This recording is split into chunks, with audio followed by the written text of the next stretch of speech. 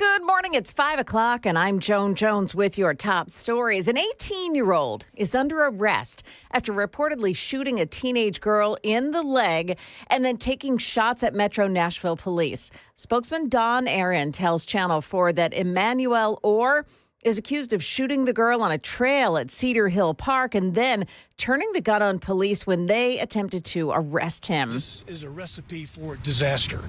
An 18-year-old with a gun, handling it there in the park. The female was walking in front of him. He shoots her, thankfully not seriously. Orr eventually surrendered after barricading himself inside a restaurant bathroom. Fortunately, no officers were hurt. The victim is expected to be released from the hospital today. Work has begun to widen 1.5 miles of a McEwen Road in Franklin from 2 lanes to 4. But it's taken 25 years to get to this point. We're very happy that this road is going to be finally, after all these years, repaired and fixed the way it should be. It's dangerous, and so I'm sure this will save many lives over the years. News 2 says that's Danny B. Wood, who lives at the bottom of East McEwen Drive and whose wife was nearly killed in a head-on crash in 2015.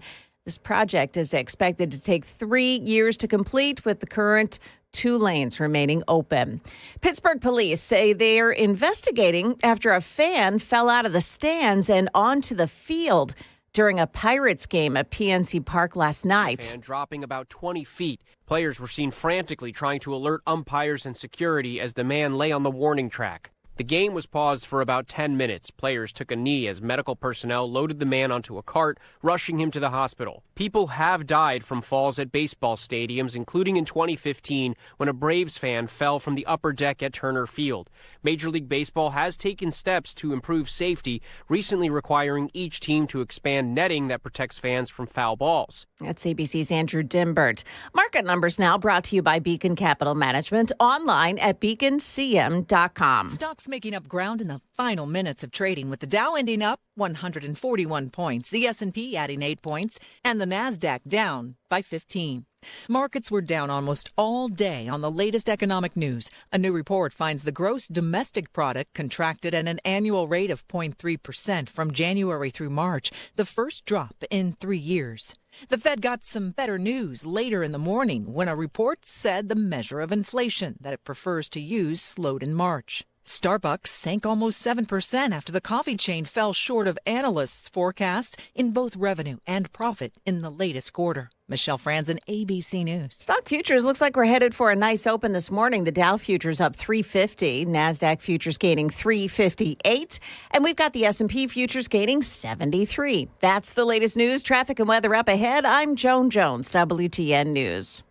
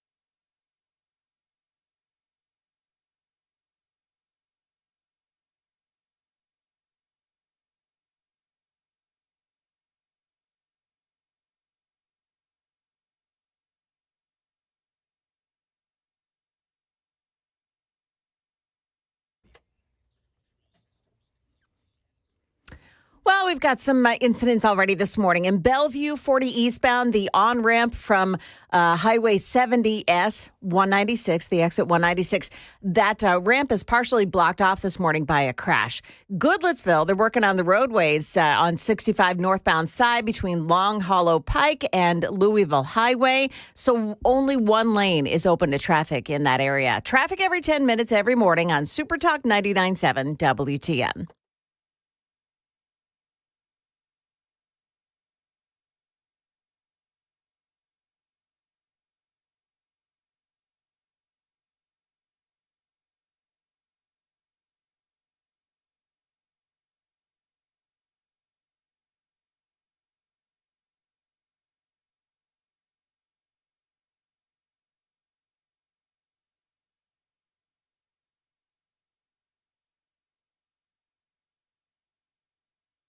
.506 Nashville's Morning News on Super Talk 99.7 WTN. Good morning to you, friends. How are you? Welcome on in. It is May 1st of 2025 already. It is Thursday, and appreciate you being here. We do have a lot going on. Senator Marsha Blackburn will be joining us at 7:35 here on Super Talk 99.7. President Trump had a town hall meeting last night with the folks over at News Nation. You had Bill O'Reilly, Stephen A. Smith, which I think is really interesting, and Chris Cuomo. Now, these guys not exactly Donald Trump supporters at all. But one of the things that is going on in America today, the president is being absolutely buried in negative polling. And so as we talk about the polling, and we always mention this here on WTN about the polling, don't really take it very seriously. I don't. I haven't for years, whether we're talking about, polling heading into a presidential election, a midterm election, how people are feeling about President Trump or, whatever it might be. It all depends on who you ask and what the questions are, among many other things. And so he was asked last night about the polling that has been going on here in the last couple of days. The media has been out there breathlessly reporting that the president has the most negative polling of any president in modern history at the first 100 days and so forth.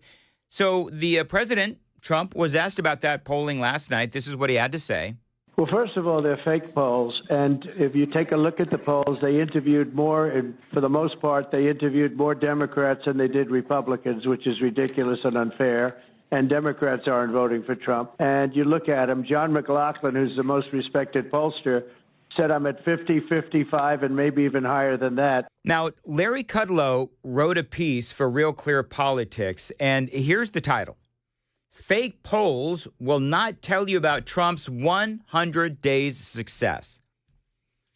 Now, part of what I've been telling you, of course, is that a lot of the consternation with the American people is what is going on with the economy and with the tariffs. But here's what Larry Kudlow wrote. Because let's be honest, while there is uncertainty about the market, the president has a lot of victories, and a big one yesterday regarding Ukraine. We've got that story for you as well coming up in mere moments. But Larry Kudlow wrote this. He says, I spoke to ace pollster John McLaughlin over the weekend, and he told me that in the latest New York Times poll, only 37% of the respondents are Trump 2024 voters. But Mr. Trump received 50% of the vote. In other words, just like a lot of other things, it's like the polls are rigged so that they'll come out negative on Donald Trump. So Larry Kudlow continues to write, so what happened to the other 13%? It is a fake poll. He says, same for the ABC Washington Post Ipsos poll. They polled 2,464 adults, 1,992 registered voters, but only 842 were Donald Trump voters. In other words, the big question is, for a guy who won the popular vote, and obviously the Electoral College as well, those people were not represented. The people that voted for Donald Trump were not represented in the polling. And the reason I'm spending so much time on this is because if you are a Trump supporter, then it's important for you to know that these polls are fake in the sense that they didn't speak to a wide-ranging electorate. They just didn't. And so when Trump says these are fake polls, this is what he means. Larry Kudlow continues, that is only 34% made up of Trump's 2024 voters. Yet he got nearly 50% of the popular vote. What happened to the other 16%? He writes, that is why these are fake polls. Meantime, he talks about one of his favorite pollsters, a Democrat, a guy by the name of Mark Penn, former Clinton pollster. Kudlow writes his Harvard-Harris poll shows that President Trump's personal job approval is still around 48%, just off of his February peak. It also shows that 39% of the voters say the country is on the right track. And that is an increase of 11 points since Donald Trump took over in January. Here's another key point, according to Mark Penn. 74% favor the deportation of alien criminals. He repeats it, 74% favor the deportation of alien criminals. So while Senator Chris Van Hollen and all of these other Democrats are flying out to El Salvador to see Kilmar Abrega Garcia, here they are doing that at their own peril because you've got 74% of the American people saying, yeah, they need to be gone. Meanwhile, according to Mark Penn, 77% support a federal government spending audit. 81% think that the United States should be moving towards a balanced budget. That is what Donald Trump and Elon Musk and Doge are working towards.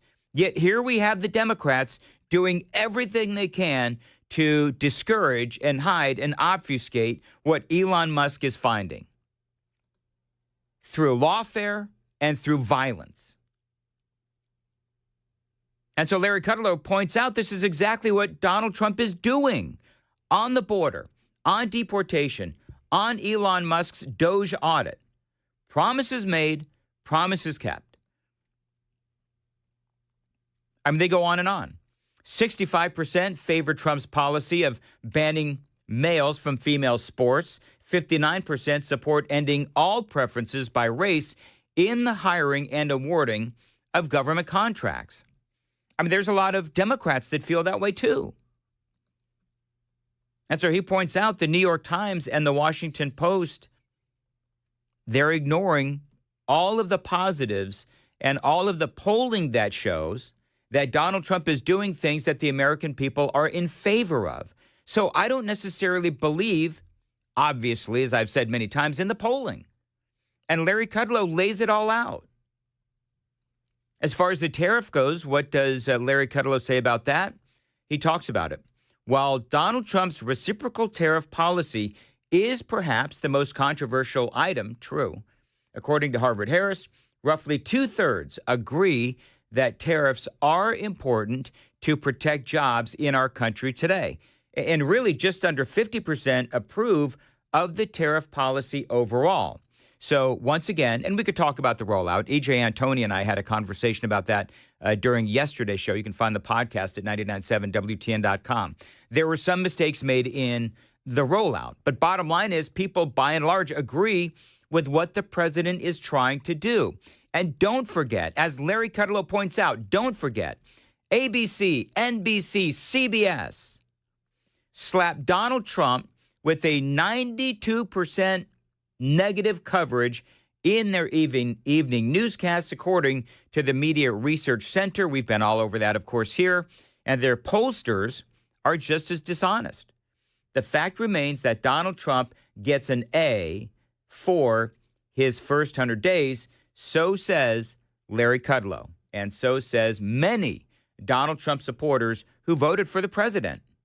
When you look at the New York Times, when you look at the Washington Post, ABC, they predicted I was going to lose Wisconsin by 17 points, and I ended up winning Wisconsin. They predicted I was going to lose the election, and I ended up winning the election. They're fake polls. number one. And I think it's a very important thing to know that and to understand it. And because polls are no different than fake writers or journalism. Exactly right. And Donald Trump, he knows, and you know, and I know, that the media is simply put up to their old hijinks and shenanigans. And we've got a lot more straight ahead at 5:15. Time to check the roads on WTN. Still working that crash scene this morning on 40 eastbound at the on-ramp from Highway 70 south.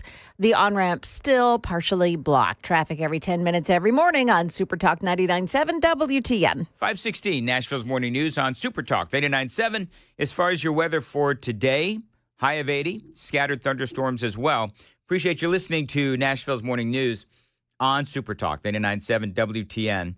So part of what is going on, of course, in the news today, this is very big news. Everybody wanted to know, what was Donald Trump and Vladimir Zelensky talking about knee to knee at the Pope's funeral there at the Vatican?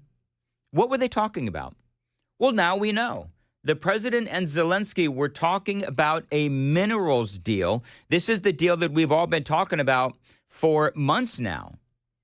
And Donald Trump last night, just very up-to-the-minute news, Donald Trump last night was asked about that mineral deal that was just announced yesterday. And here's part of what the president had to say. It's a very good thing if we can produce a deal that you sign it, because Russia is much bigger and much stronger. Russia is just chugging forward.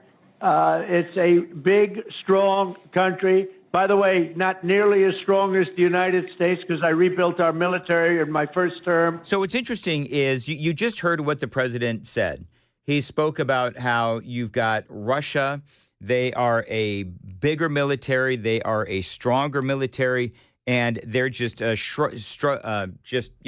right along, chugging right along. Do you know that some people in the media are saying that Donald Trump was bullying Vladimir Zelensky? Just because Trump is being honest about what is going on in this war between Russia and Ukraine? I mean, everybody who knows anything about this war knows that Russia has a stronger and bigger military. And so that's not bullying. That is President Trump trying to tell Zelensky of Ukraine he doesn't have the cards. And we're tired of paying billions and billions of dollars. And by the way, one of the things that President Trump painstakingly said a number of different times last night during the town hall at News Nation is that Biden was just making it rain for Vladimir Zelensky and Ukraine, just giving him money as opposed to having loans like Europe. Europe is loaning them the money, and Biden was just giving Zelensky the money without any possible payment back. And so that was the big news yesterday, part of the news cycle yesterday, very busy news cycle. And so Trump comes to an agreement with Zelensky on minerals and also rare earth. So I went to them and said, look, we got to get rare earth. They have great rare earth, meaning certain minerals, materials. They have things that a lot of places don't have. It's a big asset that they have. And we made a deal today where we get, much more in theory than the $350 billion. But I wanted to be protected. I didn't want to be out there and look foolish. Right. And I think, do you know what I think part of this is? I think that Donald Trump needs more time to try to get this war ended between Ukraine and Russia. So I think part of what's going on, and I don't know this, but I have a feeling that what we're going to see is that we are going to continue to fund this war in Ukraine until Trump is able to work out some sort of a deal between Zelensky and Vladimir Putin. And so as he is trying to get this war finished, I think that he is probably going to continue to send them money and weaponry.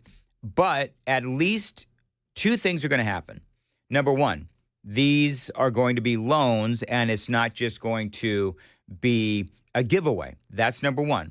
Number two, I think that for President Trump, this gives him a victory. This gives him the ability to say, yes, we are continuing to fund this war, even though I said that I would not continue to fund the war, but we are getting paid back even more than we're putting in through this mineral deal. So I think there's a method to Trump's madness. I think this is a great deal for America. We'll have to see exactly how much minerals and rare earth we're able to get from Ukraine, and if it even comes close to what Trump and others say we will able to extract from Ukraine. It is 5:21 on Nashville's Morning News on Super Talk 99.7 WTN. Joan Jones is in the WTN newsroom. Joan, what is coming up at 5:30? Well, a big rally in Nashville today. It's aimed at keeping property taxes down. And what will the weather do? Is it going to hold out for that rally? We've got details with Stefano coming up here as well. That's all at 5:30 on Super Talk 99. Now, Joan, remember, whenever we talk about Mayor Freddie O'Connell, he's tax and spend Freddie. Tax and spend Tax and Freddie. spend Freddie. Let me write that down. That's our TAX. Are you going to make her say that for her live newscast? Every single newscast, Joan, it's got to be tax and spend Freddie. And if you don't do it, well then you'll break in and help me. I will not break in during each and every newscast to correct you. However, I will call Freddie tax and spend Freddie because that is clearly what he is going to do, and we'll talk about that and a whole lot more straight ahead. It's 5:22 on Super Talk 99.7 WTN.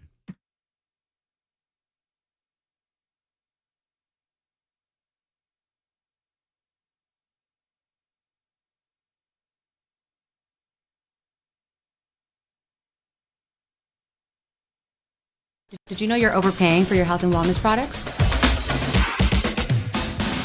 With over 20 company-owned brands offering its members vitamins, supplements, wellness, and skincare products, you're able to save up to 70% off retail. Members Nutrition can't change your life, but we can change the way you live.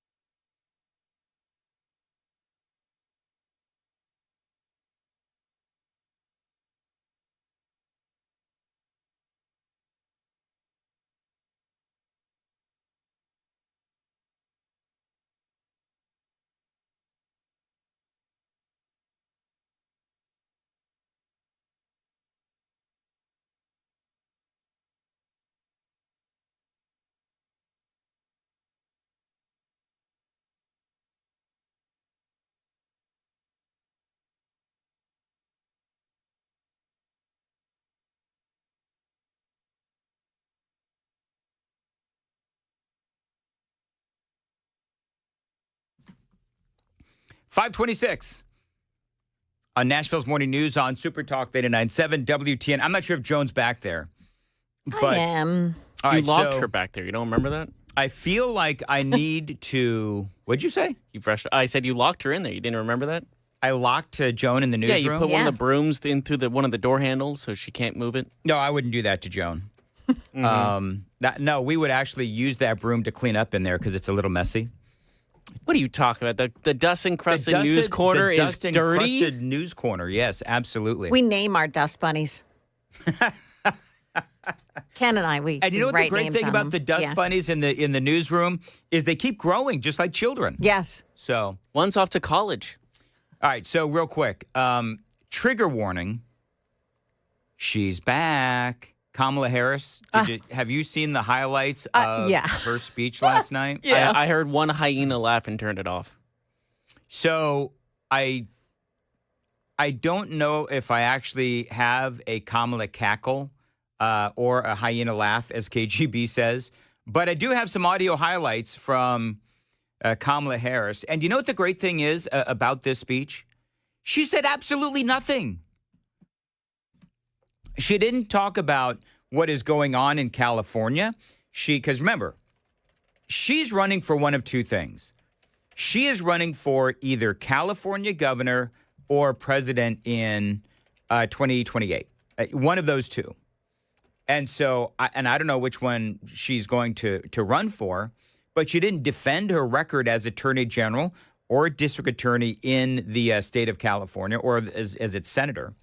And she also really didn't do much to defend her record as vice president of the United States or as the Democrats' candidate for president running a really bad campaign. What was the final? Remind me, Joan, if you would. Was it they ended up after? Was it $1.5 billion that she raised? They ended up $20 million in the tank, and she lost. Yes, she lost. She lost. Yeah. Okay, so that's the line. 20 mil. 20 million in the hole after 1.5 billion, and she lost. And she lost. Oh man, that's just. I mean, it's the saddest. I don't think there's ever been anything like that. It's crazy. Do you want, I think this would be an interesting poll question. I forgot what our poll question is already, but I think it would be an interesting poll question. Do you want Trump to run against, no, not Trump, J.D. Vance or Marco Rubio? Who do you want? Well, we've done this poll, haven't we, at KGB? We're running out of options. We're running out of material to put in. No, we're not. Polls. I think it's an interesting question. Do people want J.D. Vance and Marco Rubio and so forth, whoever it's going to be? Do you want them to run against Kamala Harris? Do you want Kamala Harris as a conservative to run against? Do you want to know what the actual poll is first? Oh, that'd be nice. President Trump says he hasn't made any mistakes in his first 100 days. Do you agree, yes or no? Oh, okay. And what are people saying?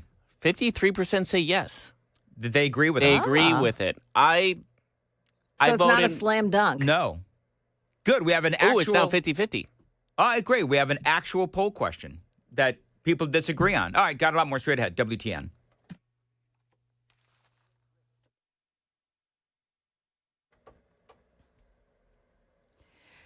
Good morning, 5:30. I'm Joan Jones with your top stories. Yeah, we're expecting some storms to fire up around the Nashville area this afternoon and tomorrow afternoon. Both days, the severe threats are pretty much the same. Main focus around damaging wind gusts. There could be some heavier rainfall, maybe even some hail possible in some of the strongest thunderstorms. Channel 4 Stefano DiPietro there. It is not likely, though, that we'll see any tornadoes.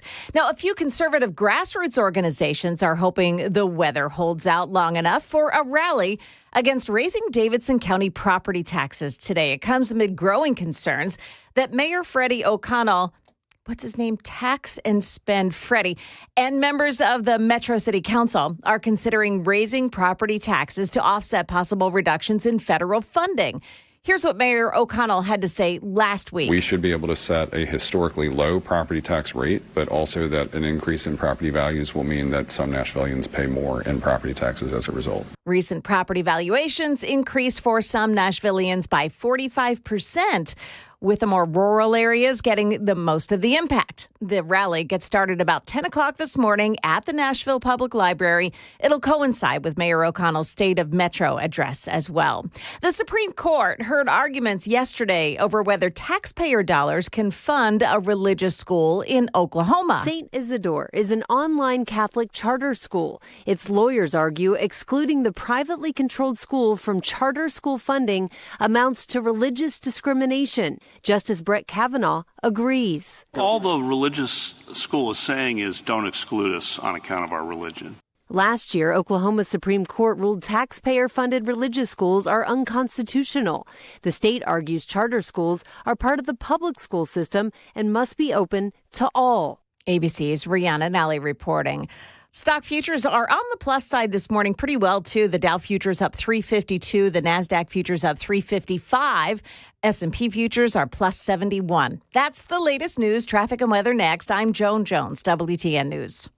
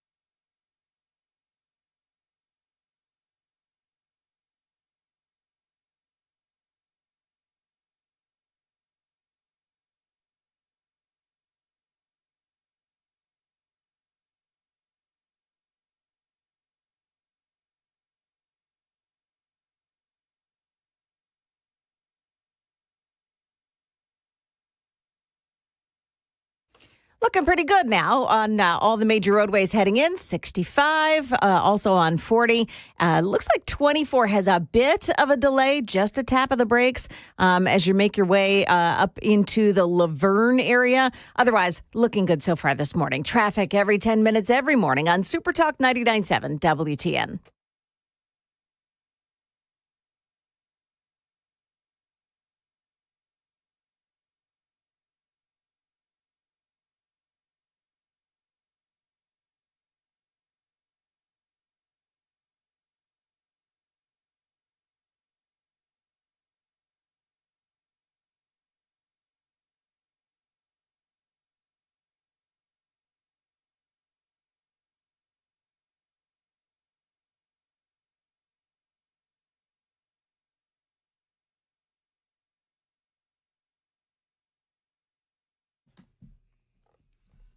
.537, Nashville's Morning News on Super Talk 99.7 WTN. Welcome on in, along with KGB, Jeff Malinoff, and Joan Jones is here as well. Philly Joan. Is that what we're calling you, right? Philly Sure. Joan? Yeah, fine. I like that. Or just, Joan. That's her name. We call her JJ. You're acting like Trump a little bit. You're getting everyone nicknames. Yeah, the mayor. you get KGB, right? Well, no, Murphy gave me KGB. Oh. I'm just following the crowd like a lemming with KGB. Well, you try to give, you're giving the Nashville mayor a nickname also. You're getting a little Trump That's right, vibes. Tax and Spend Freddie, Yeah. right? Yeah, and all of a Which sudden- I said in the news. Oh, did you? really? And I totally you missed didn't even hear it. Oh, I'm so Jeez. sorry. That's all right. I only got one of your cookies yesterday, too. I was so anxious to get I out got of here. none. I forgot to grab my 2 handfuls of cookies that Joan brought in yesterday during the 8:35 iteration of whatever this segment is now called, the crisscross handoff. I never got a cookie. Why didn't you go in and get one? I told you didn't know, to. I didn't know where they were. That's were on they you. in the studio? That's on you. You're looking listen, at the studio. How could you not see? a great part of conservatism, Joan, as you know, and let's teach this to young KGB, is accountability. Yes. KGB, say it with me. Can you say accountability? So you have to take accountability and responsibility for your actions. It's your fault, KGB, that you didn't get any cookies. You knew where they were. And you know that as the segment ends and you're getting off the air, you could have come in and you could have grabbed a few cookies. Whatever.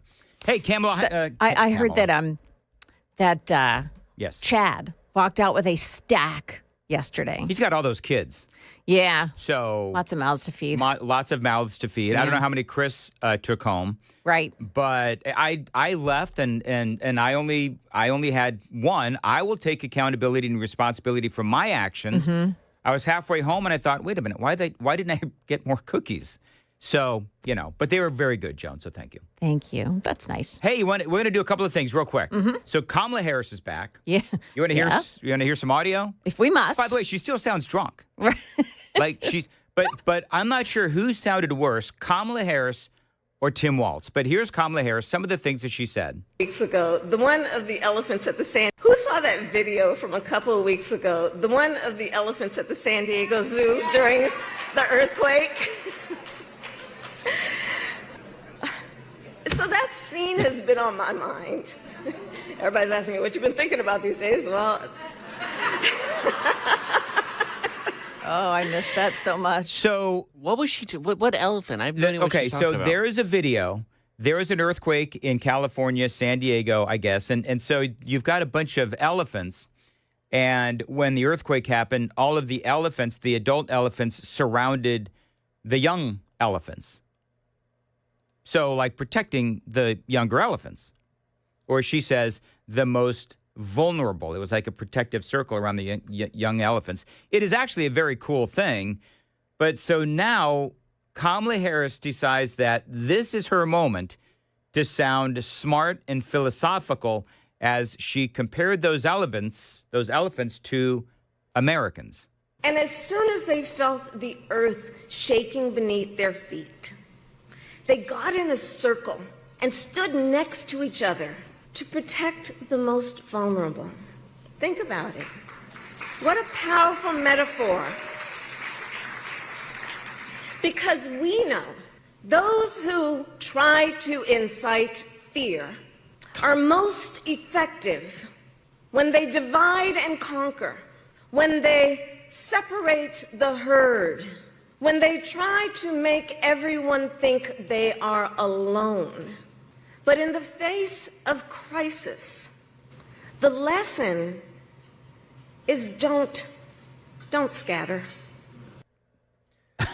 Okay. So She I couldn't see nail she it. still has the same speechwriters. It's like, yeah, she's up on stage and she's like, crushed it. Yeah. I mean, The best part is she was like the important part is don't scatter. She there was a word and she couldn't remember it and completely flopped the end there. well, the funny thing is that Democrats scattered when she was running for president. Oh, yeah. yeah. So and I they're mean, the ones that bring fear to people. They incite fear. well, exactly. I mean, they're the ones that kept calling, Trump Hitler, and he's going to do this, and he's going to do End this. of democracy. Ending democracy is a great one. You're right, Jeff. And so they are the ones that were constantly invoking fear.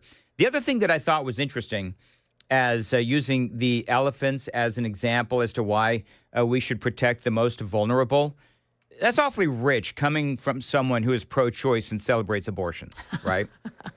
Oh, that's good, Dan. Yeah. Well, and what is the crisis that she's talking about, right? So I'm listening to this and I'm like, where's she going with this? Americans didn't scatter under Biden. As a matter of fact, we were pretty darn united when we all looked at Joe Biden and we were like, this dude is an absolute train wreck. And so we were united when Biden was the president because we all could tell from his policies, from what we were paying at the grocery store, failed pullout of Afghanistan. We were united against Joe Biden. The Democrats, they, again, are the ones that scattered when she ran for president.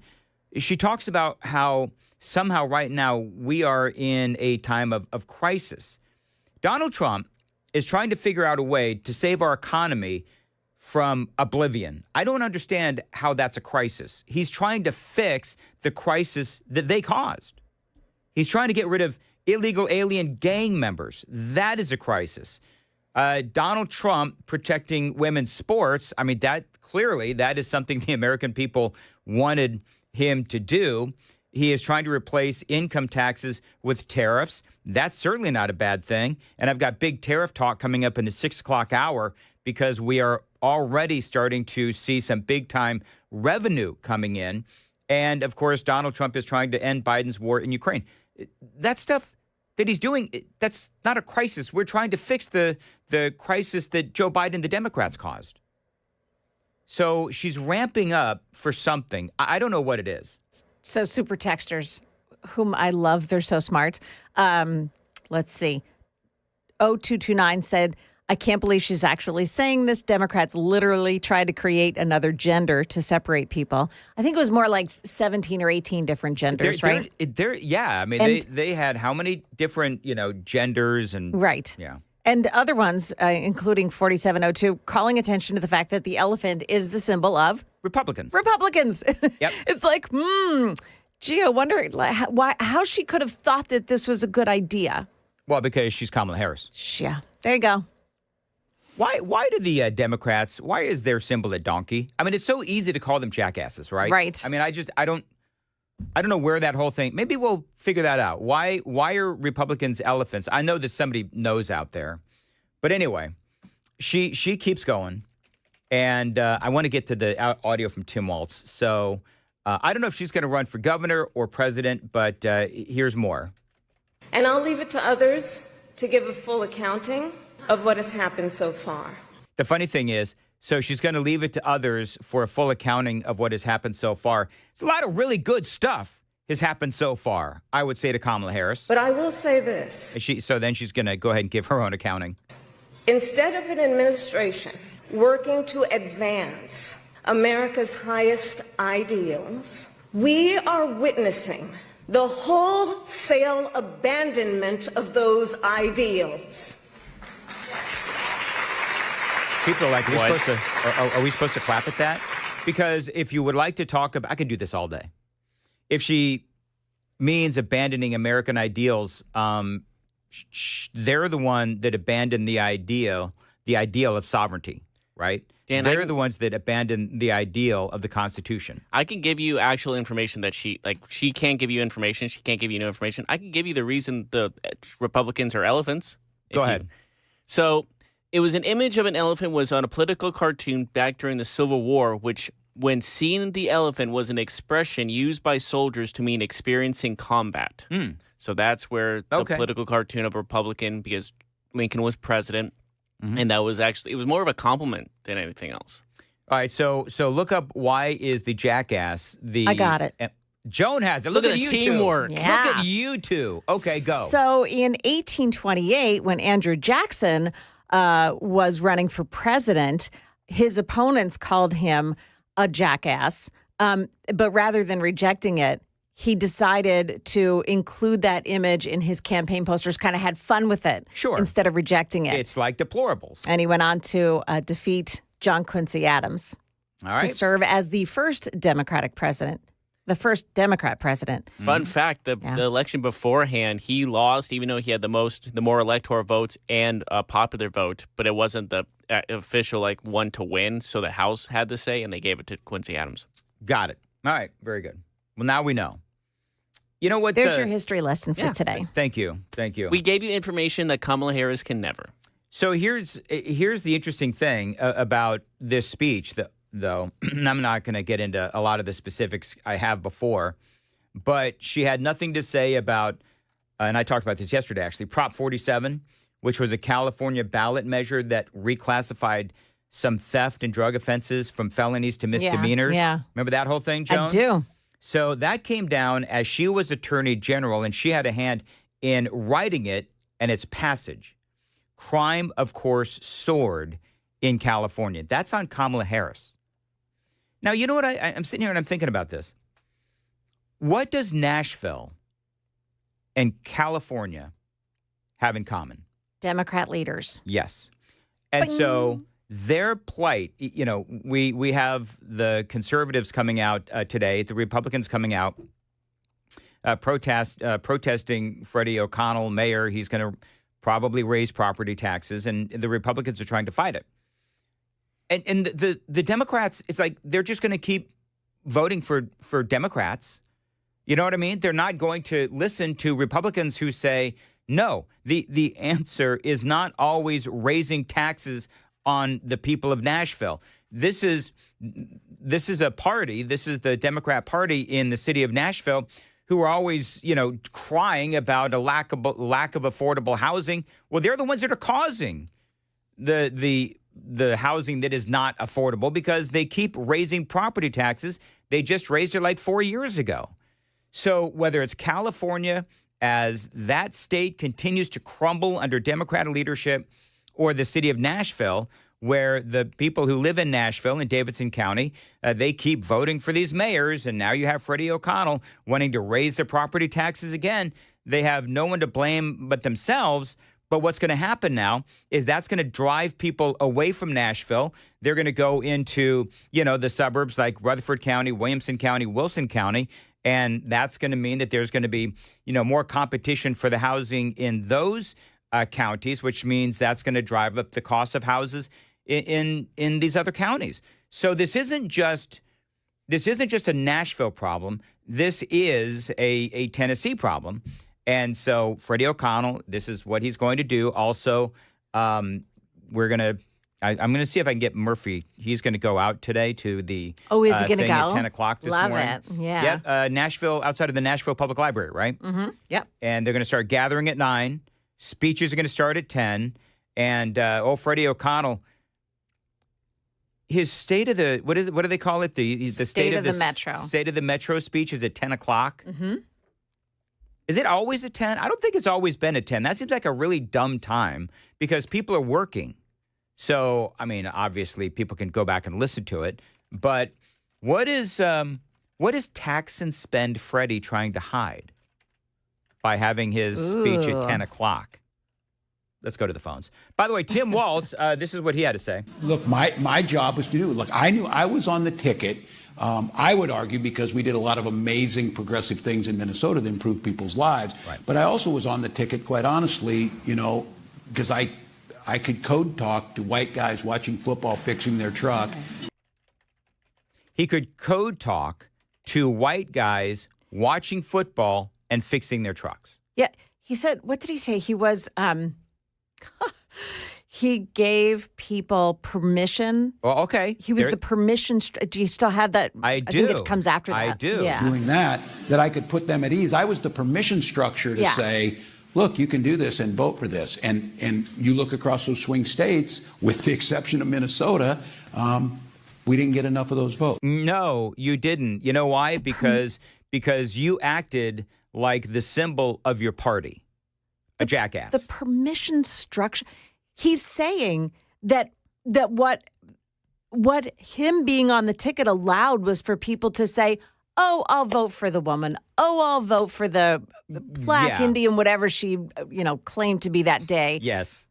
Who is he? Oh, that was infuriating for me. Listening to that was just infuriating. Well, you remember we I don't know if you and I were on there at the time, but this was something that I talked about incessantly was, who the hell are you to give permission to anybody to decide who they want to vote for? And if you're a white guy and you want to vote for Kamala Harris, if you're dumb, fine, but you go right on ahead. But for him to come out and say that he was there to code talk to white guys watching football and fixing their trucks, and he gave permission for white guys to vote for Kamala Harris, screw you, dude. I mean, they haven't learned anything. No. That's the crazy thing. And they got trounced. They got trounced in the election, and they clearly, I don't know if there's any coming back. I'm going to be honest with you. I don't know if there's any coming back for Kamala Harris. I mean, if she wants to try, that's all fine, well, and good, but I think they got just simply obliterated. I also said, I understand myself. I said, I think I'll give you pretty good stuff, but I'll also give you 10% problematic. And so somebody's got to make the decision here to handle some of this stuff and to make it in. Those are just decisions that were made. So 90% good stuff and 10% problematic, like the stolen valor. I mean, let's all go back in our little time machine. Stolen valor. His weird-ass wife talking about the smell of burning tires as Minnesota burned during the whole George Floyd thing. His COVID over-restrictions and all of the accusations of fraud. Don't forget about his wife turning the page and with the weird, scary, buggy eyes. Oh, man. Her bug eyes that would hypnotize anyone standing in her way. Do you guys know what I did? Turn to stone. I wish I had it. Do you know what I did? Because I thought that when she said... when she's screaming, turn the page, I thought she sounded like the Wicked Witch of the West. So I edited her turn the page. I remember. Do you remember that, Joan? Yeah, I do. Yep. You didn't save it?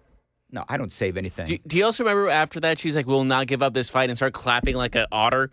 Just like way spread out like this. Well, just like Nancy Pelosi. She's an otter clapper, too.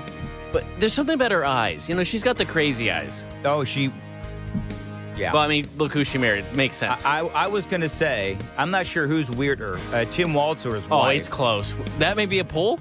No. Oh. Let's move on. 5:54, Nashville's Morning News. Hello, Joan.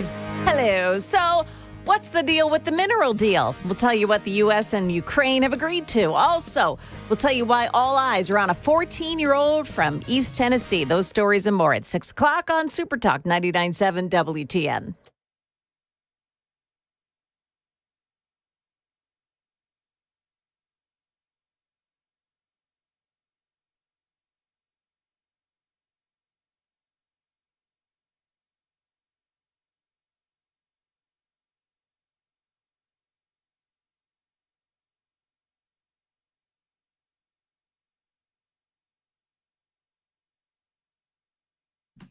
Dan Mandis here, 5:55. Busy Bee Plumbing, Heating, and Cooling Spring Rebate Madness continues at Busy Bee. Now, listen, if you need a mini split 17 SEER, maybe a heat pump 17 SEER, Busy Bee is going to give you an $800 rebate. Heat pumps 15 and 16 SEER, $500 rebate. And duct sealing or repair, that is a $300 rebate. So many ways to save with Busy Bee Plumbing, Heating, and Cooling. Join the Beehive Club today. You are going to get a $50 rebate on your spring and fall tune-up And that means that you have already saved enough money to pay for the Beehive membership for the year. They'll even file those rebates for you so you don't have to. 615-775-7833 for Busy Bee. I've been a long time, I think 10 years, I've been a member of the Beehive Club. 615-775-7833. BusyBeeHVAC.com.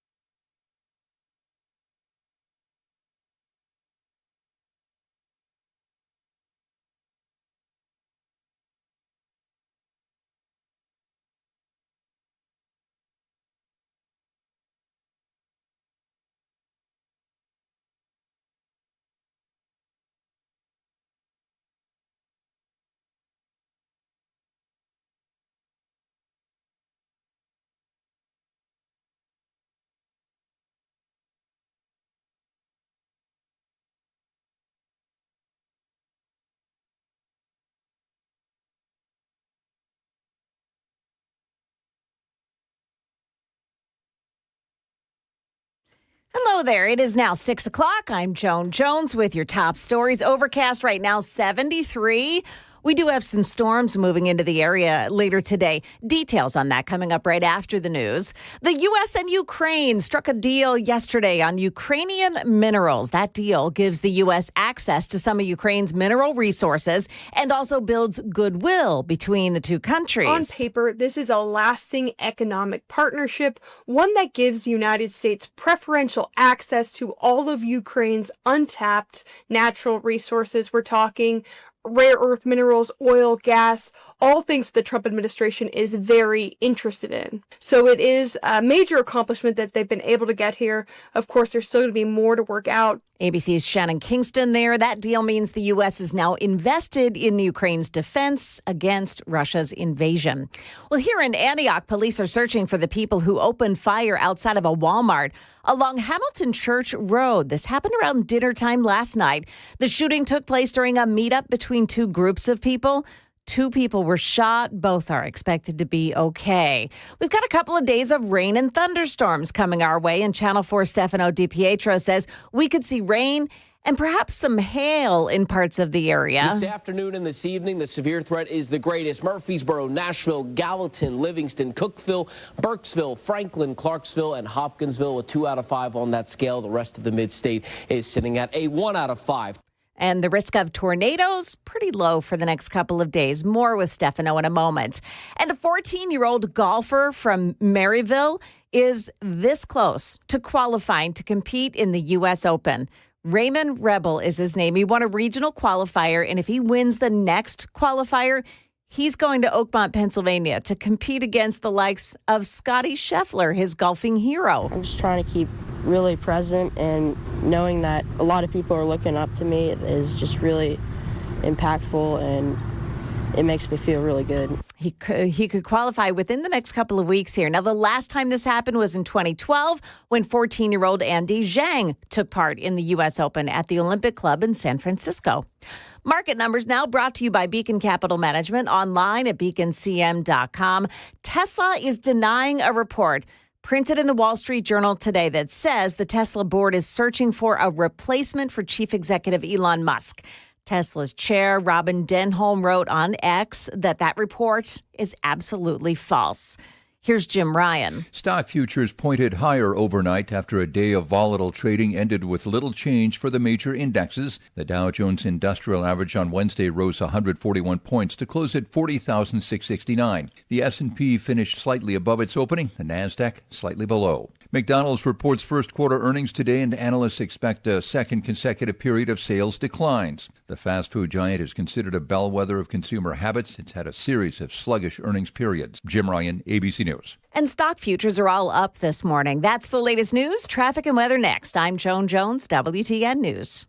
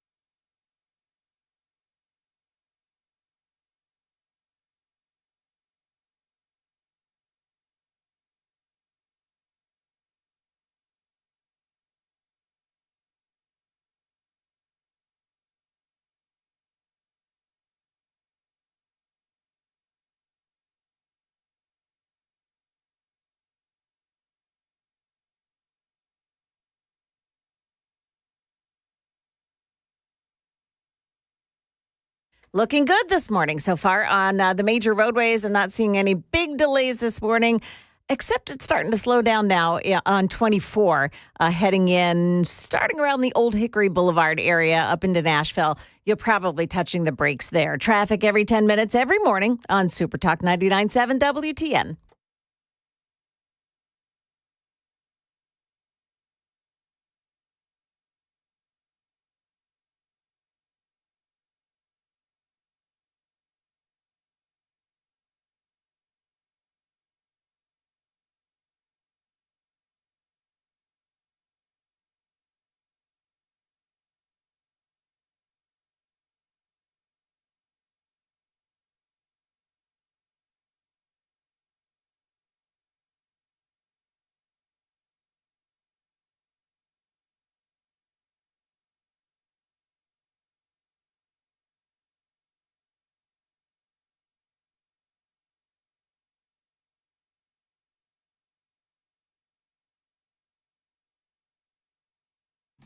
.607 Nashville's Morning News on Super Talk 99.7 WTN. Man, lots and lots of news going on. We're going to get right to it in a moment.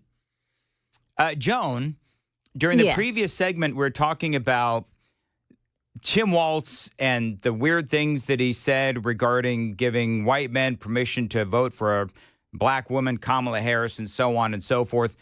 But then the topic of his wife came up, whose name is Gwen Walz.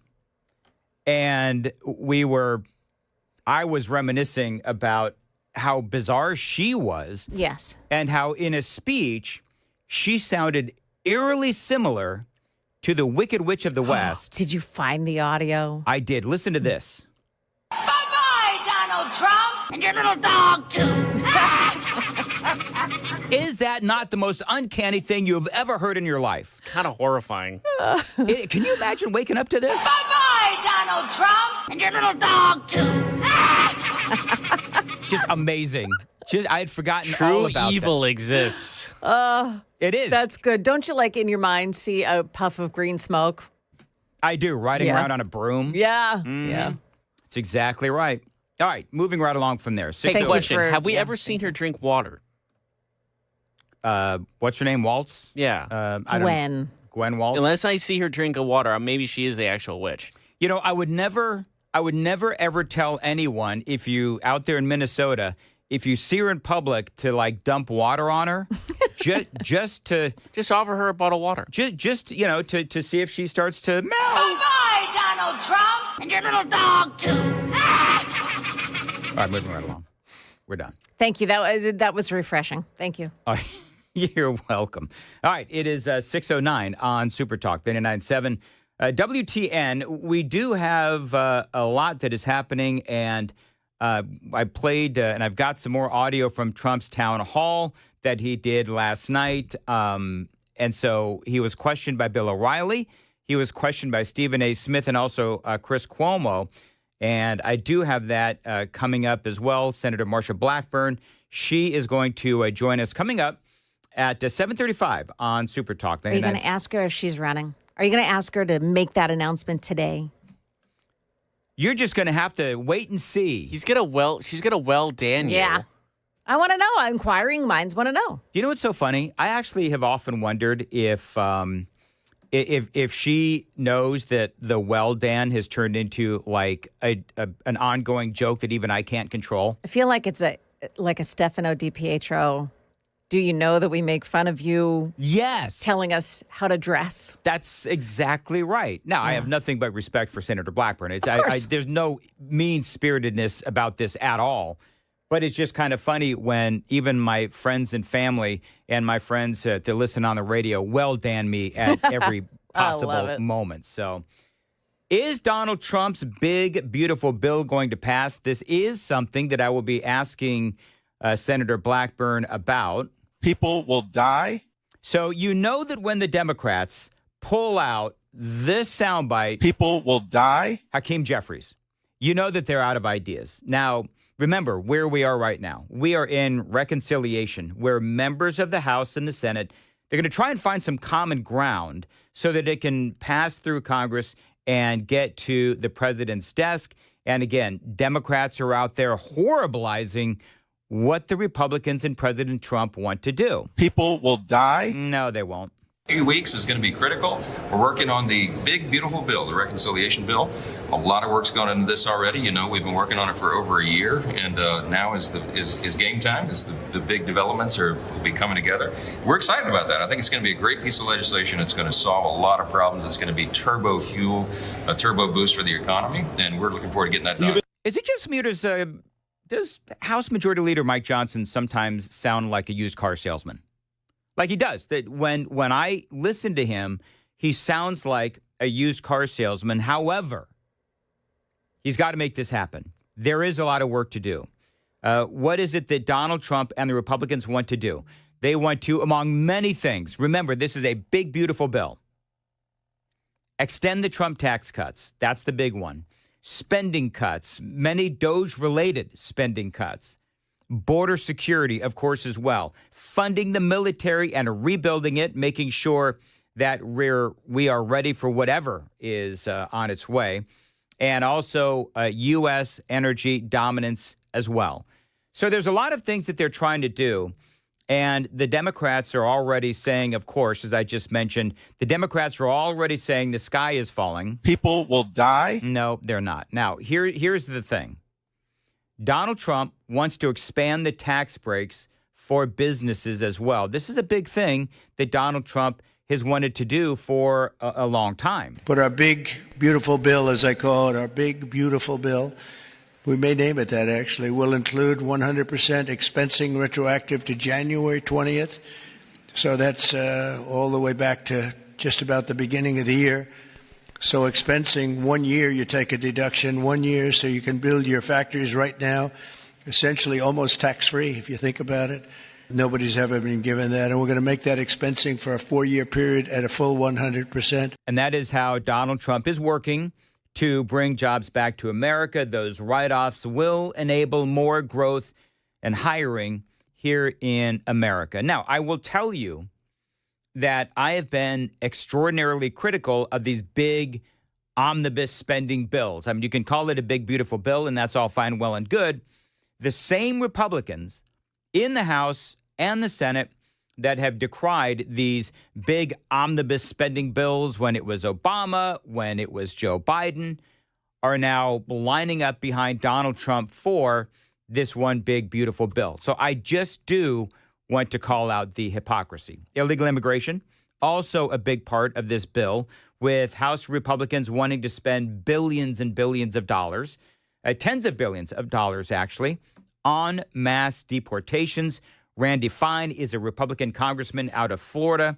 He is part of the committee to get this big, beautiful bill passed. Well, there's so much we need to cut. I mean, I'm excited that today in the Education and Workforce Committee, we're going to be talking about requiring Americans to repay their student loans so truck drivers and other blue-collar workers across the country who decided to go to work aren't stuck paying the loans for gender studies degrees. I mean, we have a lot to do to solve this existential crisis of how are we going to keep America from going bankrupt. Democrats caused huge problems, and now Republicans have to fix them.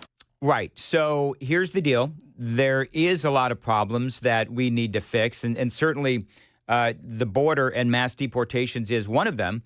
We were talking earlier about how the vast, vast, vast majority of the American people favor mass deportation, according to even some of the leftist polling that is out there.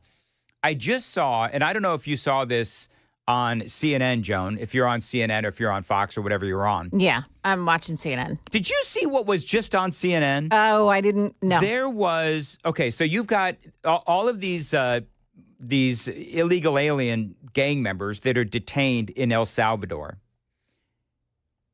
Drones and helicopters are flying over this particular, I don't know what you want to call it. It's a prison, whatever it was. I didn't get all the details. Mm-hmm. But you know what they did? What'd they do? They got into a formation so that as the drone is filming down on them, they got into formation to spell out SOS. Oh my gosh. Yeah. And here's the great thing, right? So this is the stuff that just amazes me that people don't understand. Realize that had to be a coordinated effort between the news media and the ones that filmed it and the guys on the inside. It's like, hey, at 3 o'clock, what we're going to do is we're going to all get out into the playground or whatever the heck you want to call it out there, and we're going to get into SOS formation.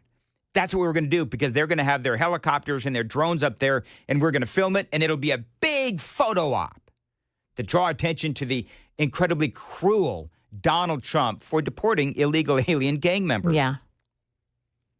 Do you know what we ought to do? We ought to find like a big football field, and we ought to all get into formation of a big middle finger as our message to the gang-banging migrants that are in El Salvador now. That's what I would like to do. And those who want to bring them back to U.S. shores. Yes, Joan, that's exactly right. A big old middle finger to them. It is 6:16. Time to check the roads on WTN.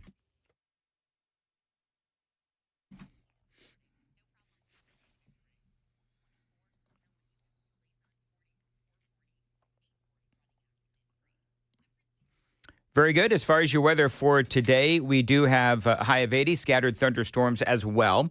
Appreciate you listening to Nashville's Morning News. And by the way, just going back real quick to that audio from the Republican Congressman Randy Fine of Florida, he was decrying the Democrats spending stupidly. I also want to call out the hypocrisy there because Republicans have also spent stupidly over the years. You don't get to, what are we at now? Is it $34 trillion in debt? Is that what our national debt is? 34, 36. It's just a number at this point. Exactly. But Donald Trump is trying to, and the Republicans are trying to cut that number down. But when Republicans say things that you do have to call it out. It's like, no, Randy, and no, Republicans, you were part of the spending spree of the last, couple of decades yourselves. Now, we are trying to fix it, ultimately. I fully appreciate the doging of America. Now, we have found, as you know, all of that crazy spending from Democrats, obviously it needs to be stopped. One of the missions I believe that the Democrats need to, that the Republicans need to do is call out the Democrats for the crazy, stupid spending, USAID, funding terrorists, and all of that. But I want you to listen to this audio.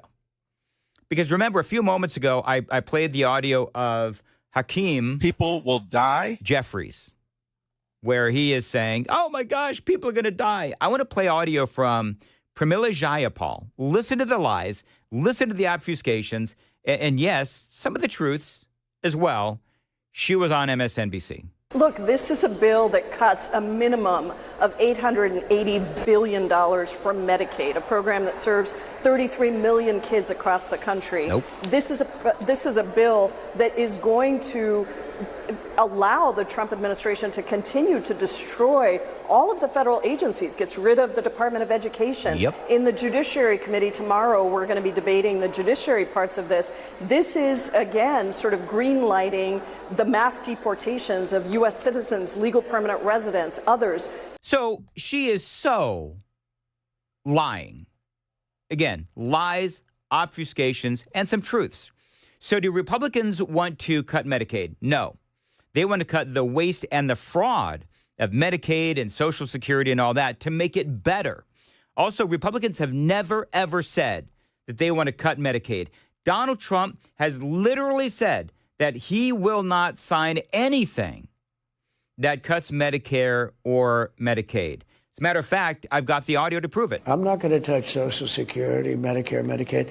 Now, we're going to get fraud out of there. You know, you see where I talk about it all the time. We have people 250 years old and all, tremendous fraud.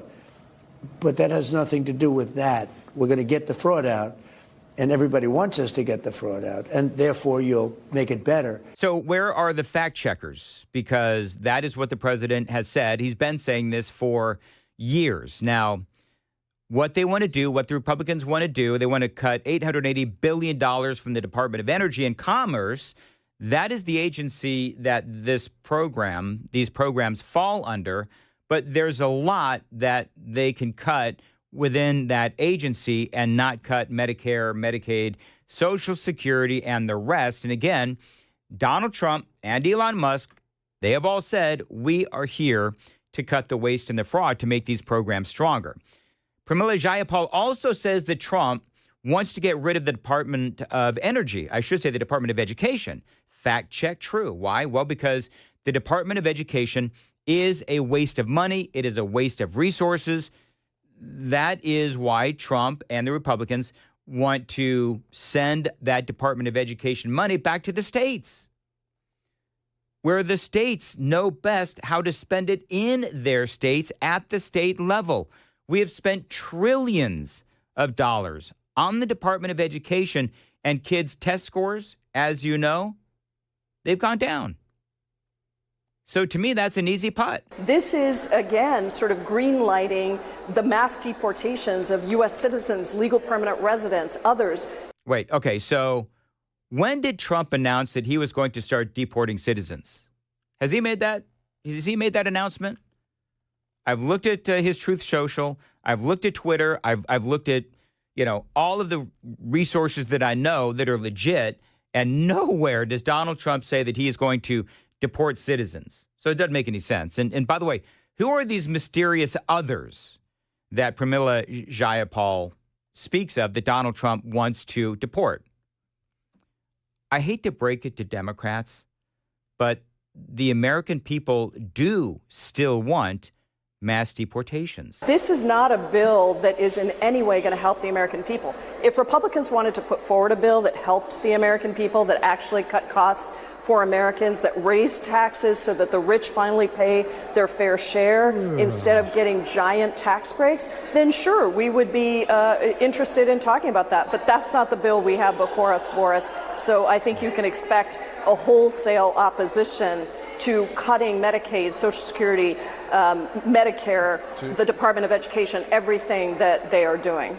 So that is Pramila Jayapal. And by the way, the anchor on, I think it was on MSNBC, actually, believe it or not, pushed back on her and said no when Elon Musk talked about making cuts to Social Security, Medicare, Medicaid. He was indeed talking about the waste and the fraud. So you can tell that the Democrats, it is just one lie and one obfuscation and one dramatic statement after another. People will die. And nobody is paying attention to them at this point. It is 6:23, Nashville's Morning News on Super Talk 99.7. Joan Jones is in the WTN newsroom. Joan, was coming up at 6:30? Well, we're going to have more on some of the weather that's coming our way today. And we'll also have what Elon Musk has to say about the sausage making that's going on with Congress right now and President Trump's big, beautiful bill. We've got that coming up here at 6:30 on Super Talk 99.7 WTN.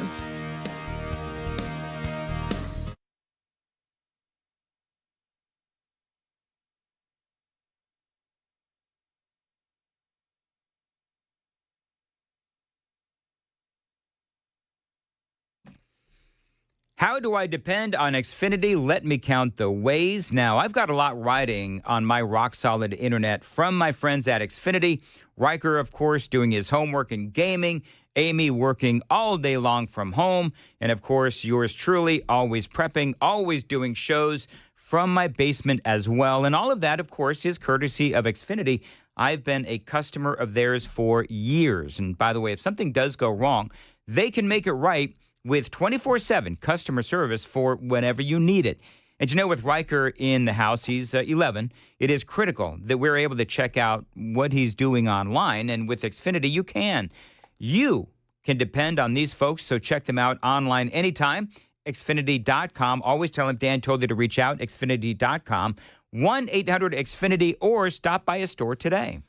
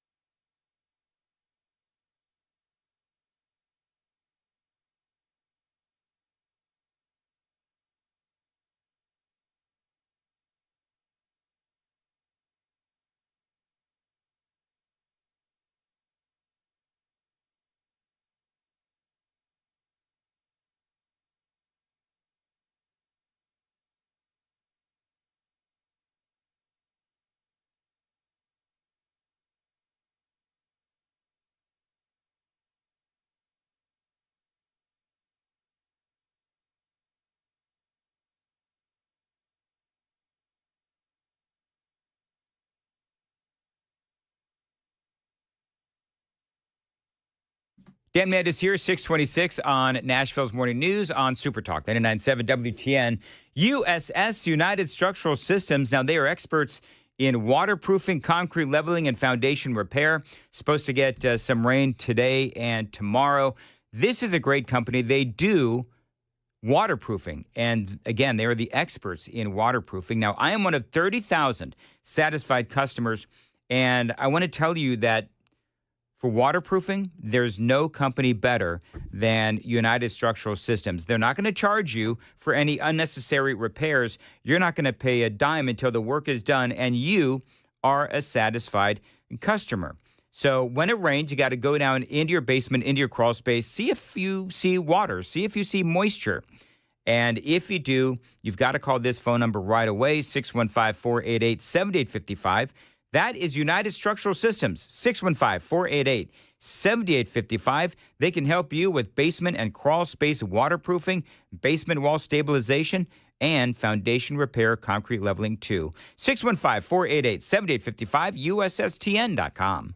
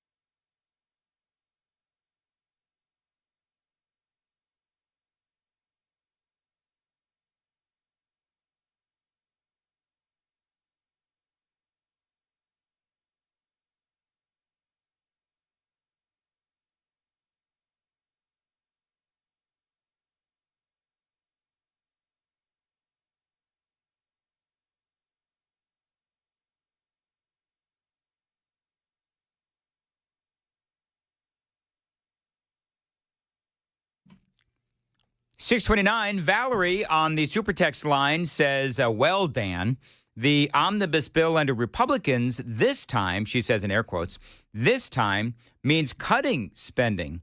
Omnibus bills under Democrats means spending on research for gay frogs and printing money for illegals. There is a difference.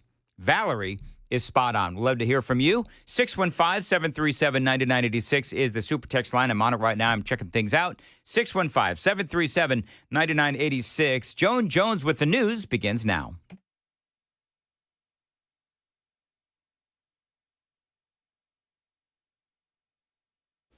Good morning, 6:30. I'm Joan Jones with your top stories. Mayor Freddie O'Connell rolls out his State of the Metro speech today, outlining the city's priorities and progress.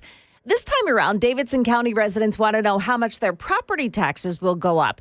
Conservative groups against tax increases will rally at the Nashville Public Library just as that speech is teeing up at 10 o'clock this morning. The state has rested its case against 3 former Memphis police officers charged in the beating death of Tyree Nichols. This comes after one of the 6 officers fired over that incident testified about the traffic stop that led to Nichols' death. Reckless driving, getting away from the police, and just fleeing from the police increases the risk of the traffic stop. Refused to put his hands behind his back and managed to turn around and be facing toward Haley. That officer is Preston Hemphill. He was never criminally charged. That trial will continue. It's happening in Chattanooga. As the sausage continues being made in Washington on President Trump's big, beautiful bill, Elon Musk says there's a long way to go before Congress reaches its trillion-dollar cost-cutting goal. While speaking with reporters Wednesday, billionaire and special government employee Elon Musk claimed if Doge is going to get to its $1 trillion goal in spending cuts, it may come down to how much pain the cabinet and Congress is willing to take. When asked about what obstacles were in his way, Musk put blame on what he calls an entrenched set of interests and bureaucracy. Christiane Cordero, ABC News, Washington. That is the latest news. We've got traffic and weather up ahead. I'm Joan Jones, WTN News. Thank you, Joan. 632, Nashville's Morning News on Super Talk 99.7 WTN. I want to tell you about my friends at DT McCall's. Now, they've got 5 locations all across Middle Tennessee, Carthage, Cookeville, Lebanon, Lafayette, and Franklin. If you need lawn equipment, if you need appliances, if you need furniture, office furniture, and so much more, DT McCall's is the place you want to go. This is a great company. They love America. They've supported WTN for years. I popped over to their website, dtmccalls.com, because if you go to their website, I mean, it's page after page after page of specials and savings. And right now, right at the top of their page, they're offering a $150 rebate when you purchase a qualifying Speed Queen DC5 dryer. Now, that is huge. That is going on until May 27th. And the point is that if you're looking for rebates, if you're looking for special pricing, just for WTN listeners and just for customers of DT McCall's, go to their website because they've got, I mean, it goes on for pages and pages of ways to save you money because my friends at DT McCall's, they do know that times are tough. So again, that website is dtmccalls.com. You need lawn equipment, appliances, furniture, office furniture, and so much more. They can help you out. Always tell them Dan Mandis from Nashville's Morning News told you to reach out. 5 locations, Carthage, Cookeville, Lebanon, Lafayette, and Franklin. Again, always online, dtmccalls.com.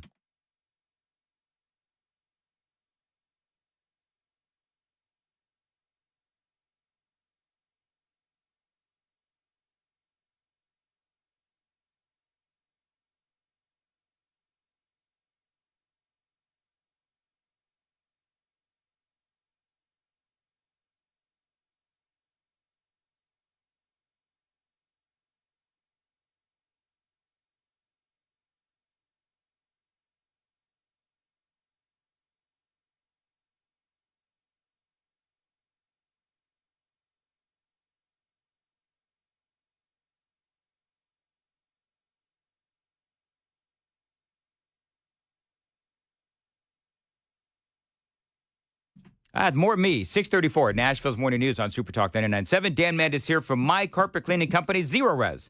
Now, I've been a client for years and years, and one big reason is that Zero Res really does help my allergies. You know that carpet is the #1 air filter inside your home.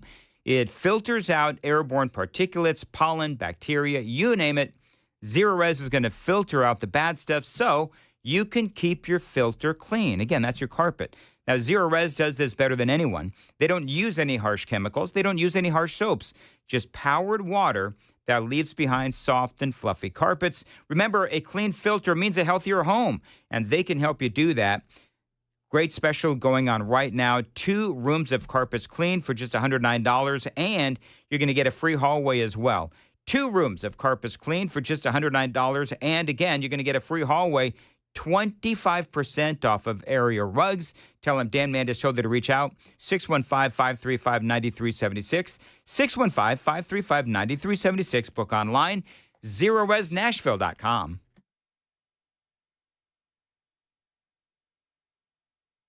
Well, looking pretty good on most of the major roads this morning. I am seeing that things are starting to slow down as you're traveling on 24 westbound, of course, heading into Nashville this morning.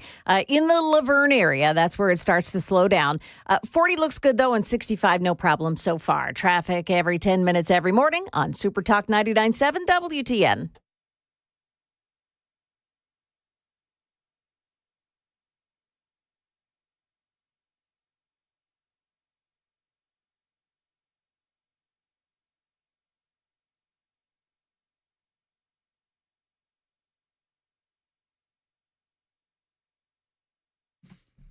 .636, Nashville's Morning News on Super Talk 99.7 WTN. 4229 says Freddie O'Conman, as opposed to Mayor Freddie O'Connell. Freddie O'Conman. Yeah. I like that. Is Mitch McConnell also a Mitch O'Conman? Perhaps. Sure. Let's Isn't see there here. like a Freddie Krueger, Freddie O'Connell thing that like you could mash them up? Freddie Krueger. Does he sound? I know like who Freddie Krueger is. I'm trying to figure out. No, I don't think so. No? But Okay. you're, Unless you want to play Thought I Welcome was to onto Prime something. Time, beep. That's okay. By the way, 9227. Who was it that yawned as that clip was playing? Yeah, I thought about that was deporting you. American citizens.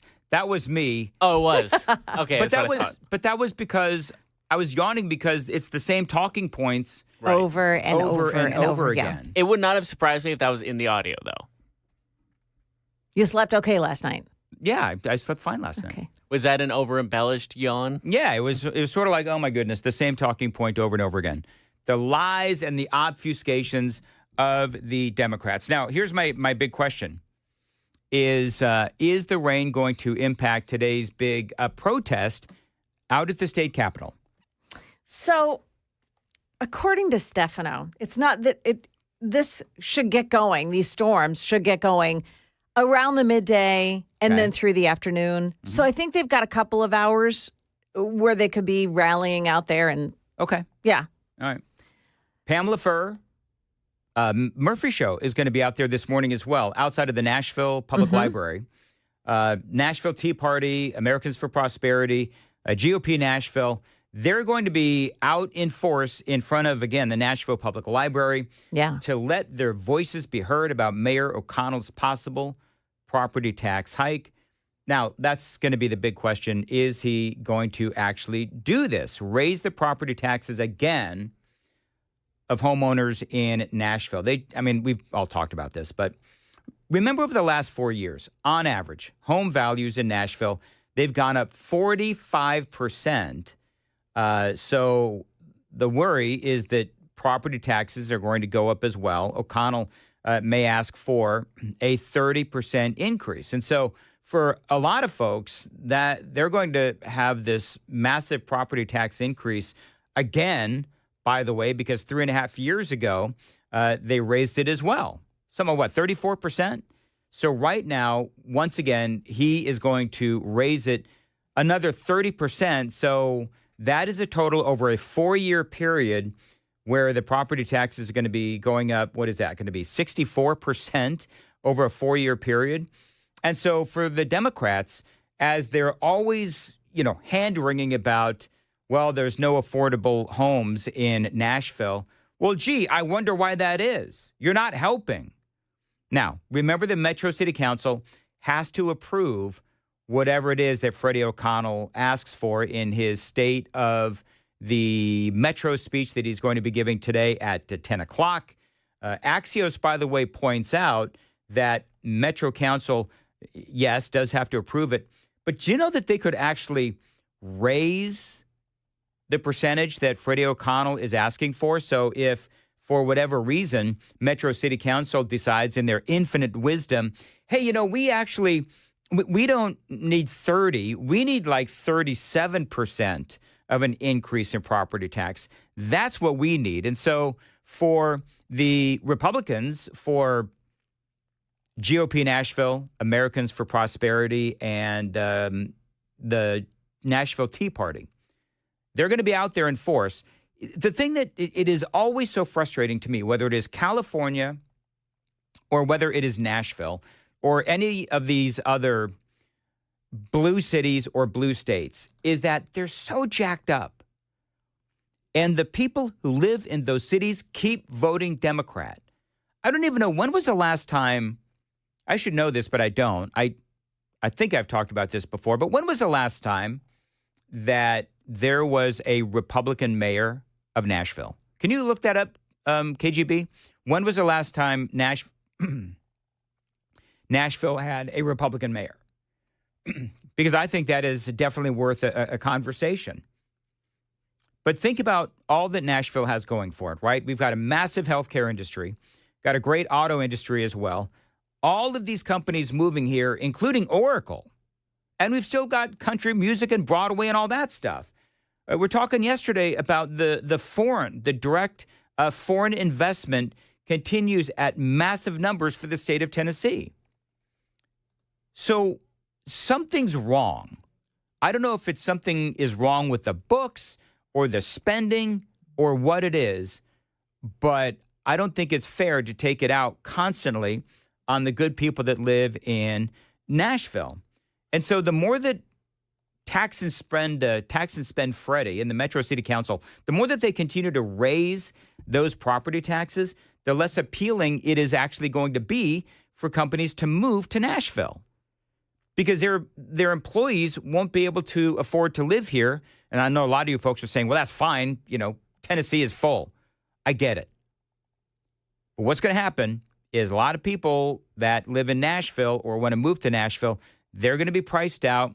Then they're going to go to Williamson County, Robertson County, Murfreesboro, and Wilson County, and so forth.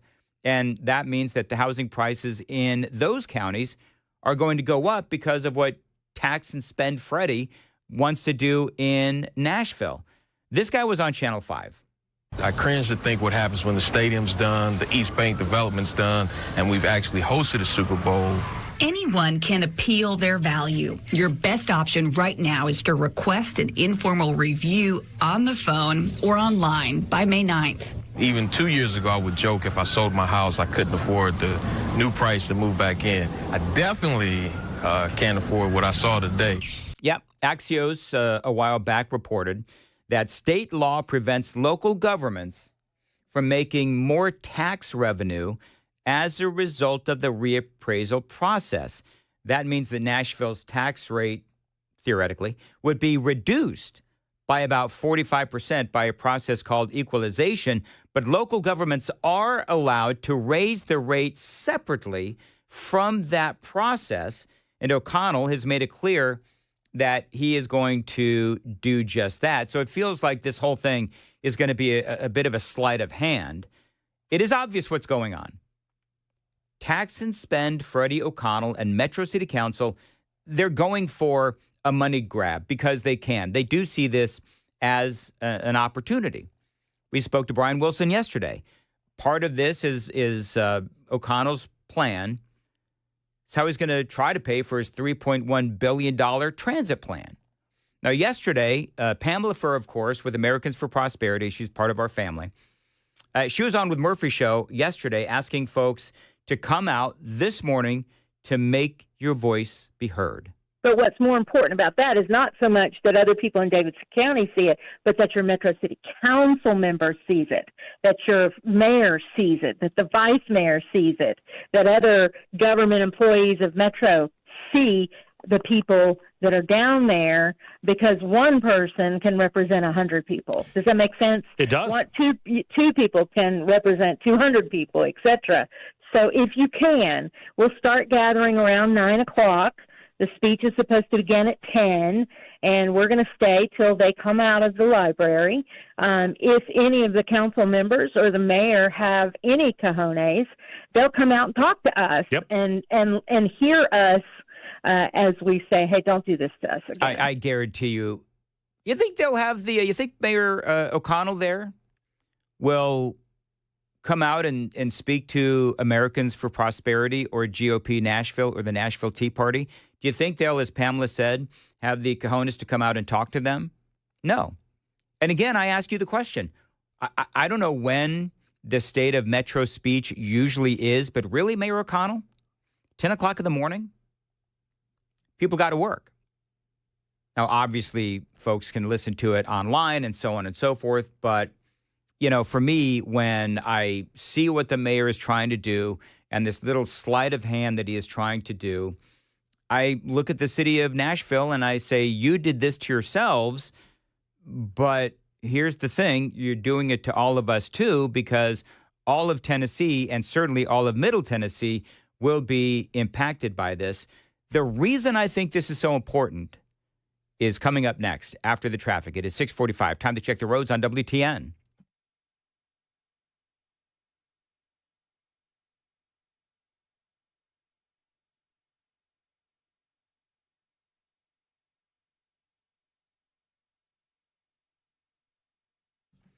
646, Nashville's Morning News on Super Talk 99.7 WTN. As far as your weather for today, high of 80, scattered thunderstorms as well. Appreciate you listening to Nashville's Morning News on Super Talk 99.7 WTN. I love this part of the interview. Pamela was talking about, with Murphy Show, about why they are so passionate about bringing about awareness of what Sleight of Hand Freddie, I'm going to call him Sleight of Hand Freddie, is trying to do with raising property taxes. Listen to what Pamela said.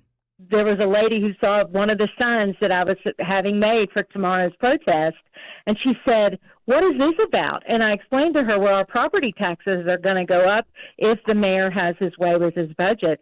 And she stood there in line and got mad. And so we looked up right there while I was in line, her city council member, and I got her the number, and she called right there in line and left a message and said, "Don't do this. 34% took a bite out of my butt 3 years ago. Mm-hmm. Don't do this again."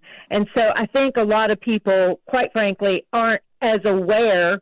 It is so stunning that there are people, and I'm not judging, although maybe it's going to sound like I'm judging, but it is so stunning that there are people that are so blithely unaware of what is going on in their city. I mean, did you not learn from 3.5 years ago or so when Mayor Cooper raised the property taxes, what was it, 34%? And so now they're going to do it again. And somebody who lives in Nashville has no idea what the heck's going on.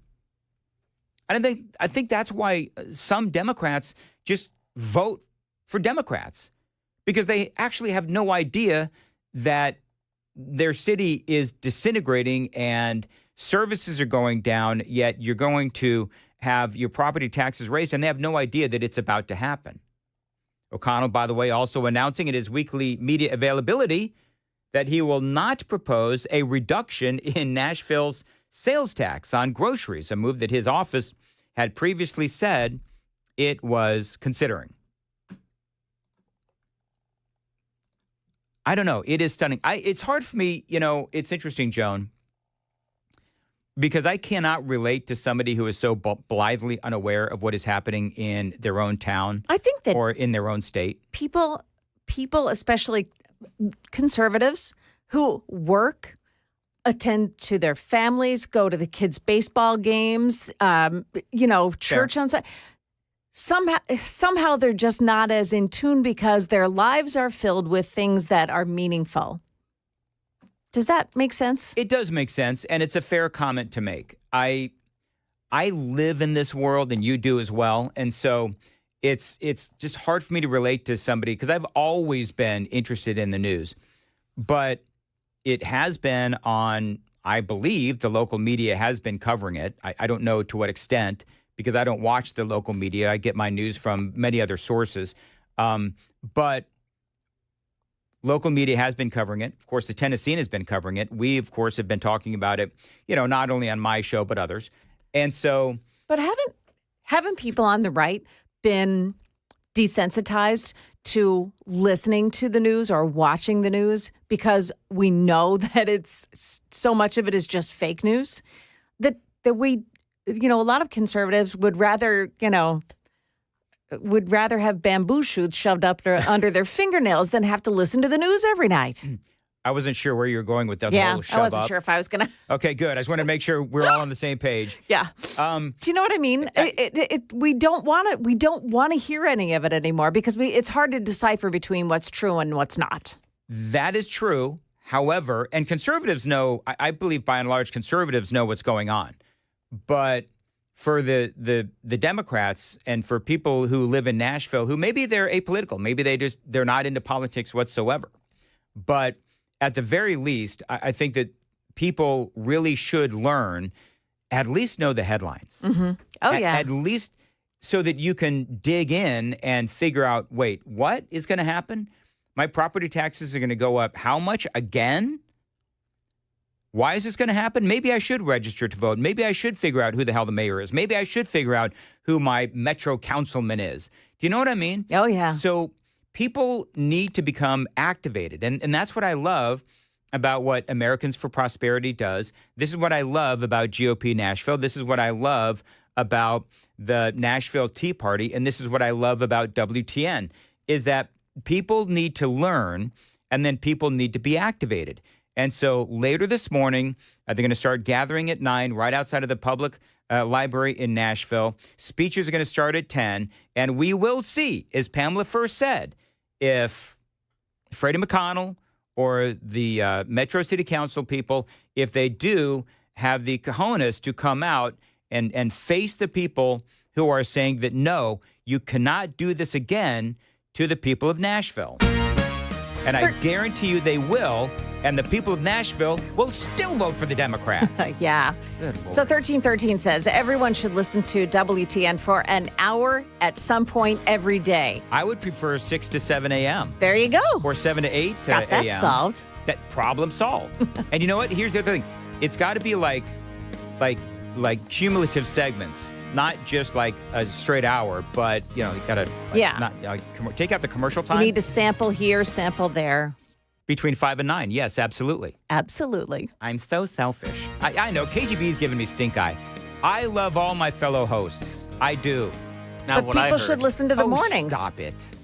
Without a doubt. Everybody knows I love Murphy Show. Everybody loves, everybody knows that I love Chad Benson. Everybody knows I love, who's the guy at 9? I can't remember his name. Oh, my goodness. Totally kidding. He's not showing up now. Yeah. Get me out of this. What is coming up at 7? Got a bizarre shooting in Nashville yesterday. Police had to retrieve the suspect from a restaurant bathroom. Also, get ready to scan your eyeball to verify your ID. Got that coming up, too, at 7 o'clock on Super Talk 99.7 WTN.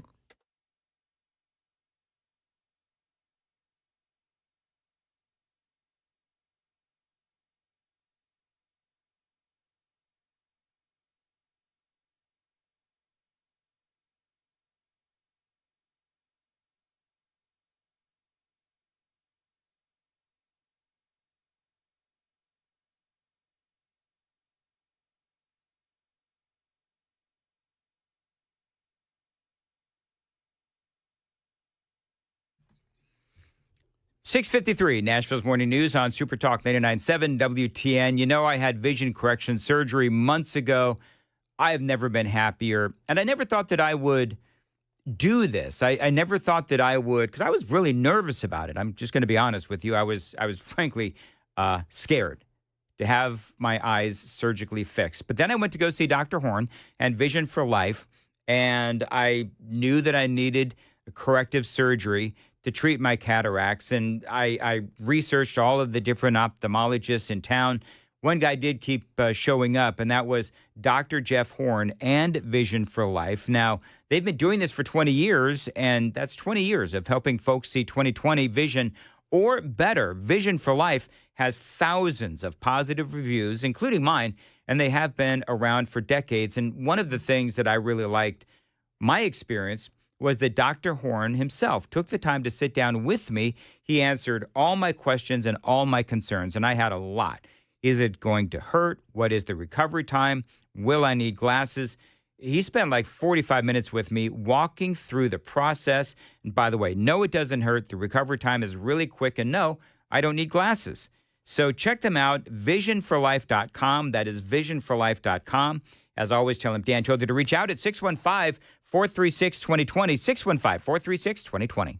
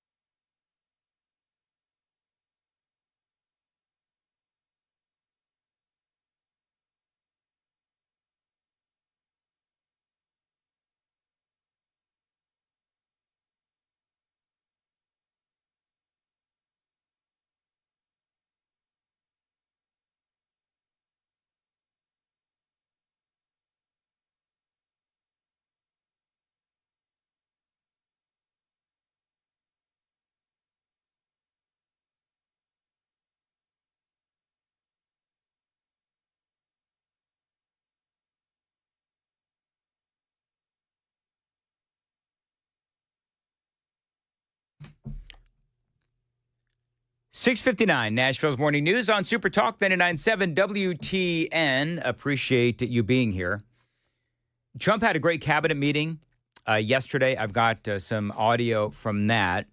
Senator Marsha Blackburn is going to be here at 7:35 on Super Talk 99.7 via telephone. And there is a lot going on a national basis. We do have, it looks like Elon Musk, he leaving Doge. He made a bit of an announcement yesterday. So coming up in the next segment, I'm going to do topic triage, in memory of Uncle Phil, where he used to just have a whole bunch of segments all wrapped up into one and he'd tie them all together. I'm going to do that coming up next here on Nashville's Morning News on Super Talk 99.7 WTN.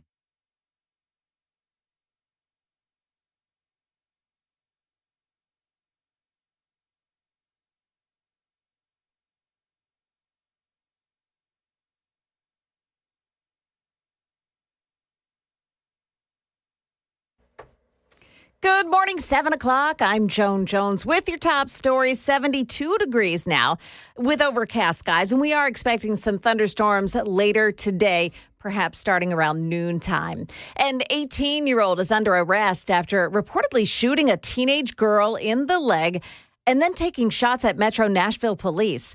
Spokesman Don Aaron tells Channel 4 that Emmanuel Orr is accused of shooting that girl on a trail at Cedar Hill Park and then turning the gun on police when they attempted to arrest him. This is a recipe for disaster.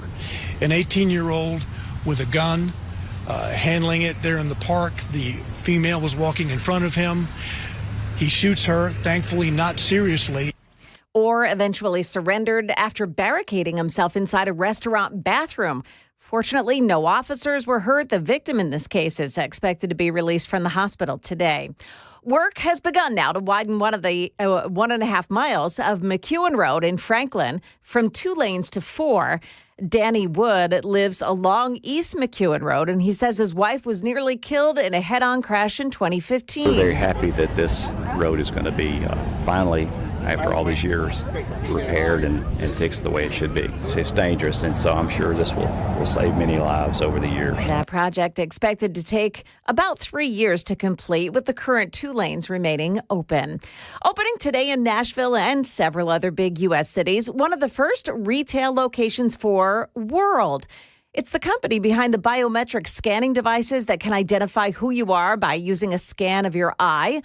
Once you sign up, you can use World ID to sign on to Minecraft, Reddit, Telegram, Shopify, and Discord. Other platforms are expected to join in too. World's founders say in a world filled with AI and deepfakes, being able to identify that you're the human behind your ID will increasingly become important.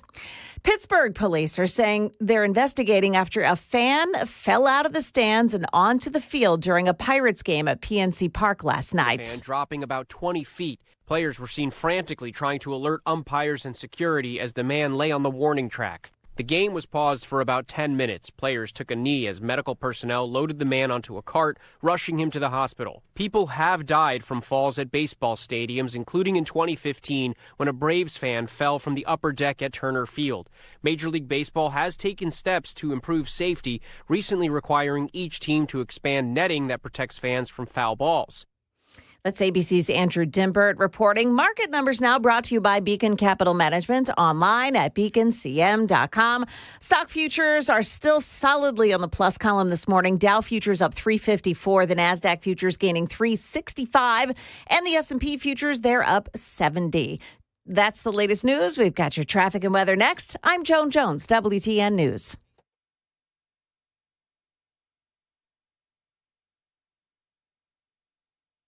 They don't say this quite as loudly, but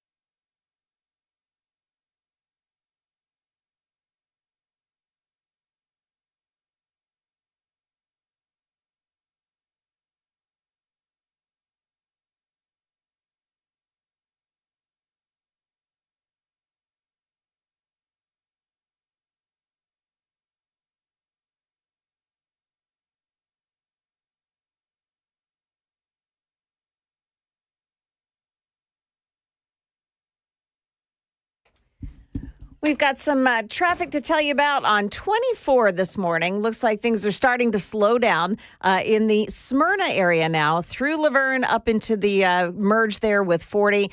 A crash on Old Hickory Boulevard at Gallatin Pike in Madison. That's causing some delays as well. Traffic every 10 minutes every morning on Super Talk 99.7 WTN.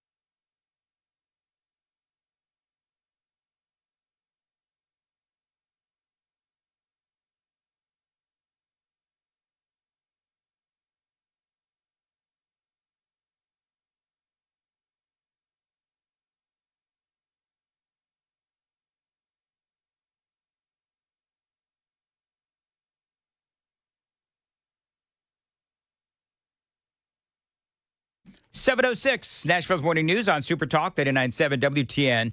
Good morning to your friends. Hope you are doing well. Man, there is so much stuff going on. I haven't even brought this up yet. Headline, you want to hear this? This is great news. Trump's tariffs are starting to bring in revenue.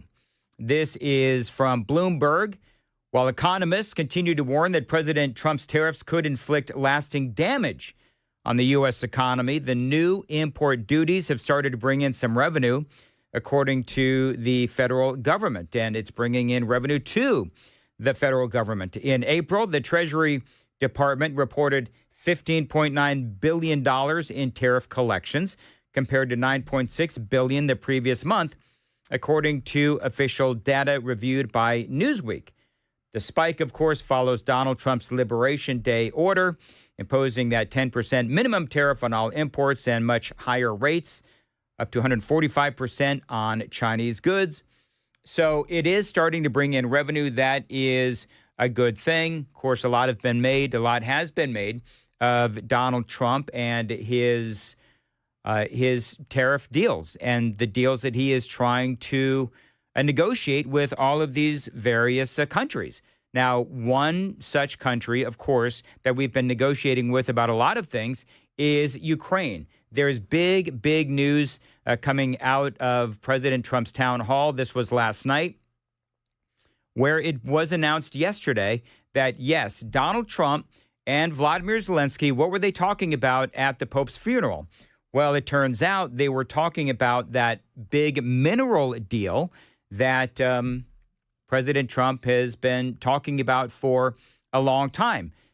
Zelensky and Trump and our respective countries have now come to an agreement, and the United States is going to partner, and that is the word that they're using.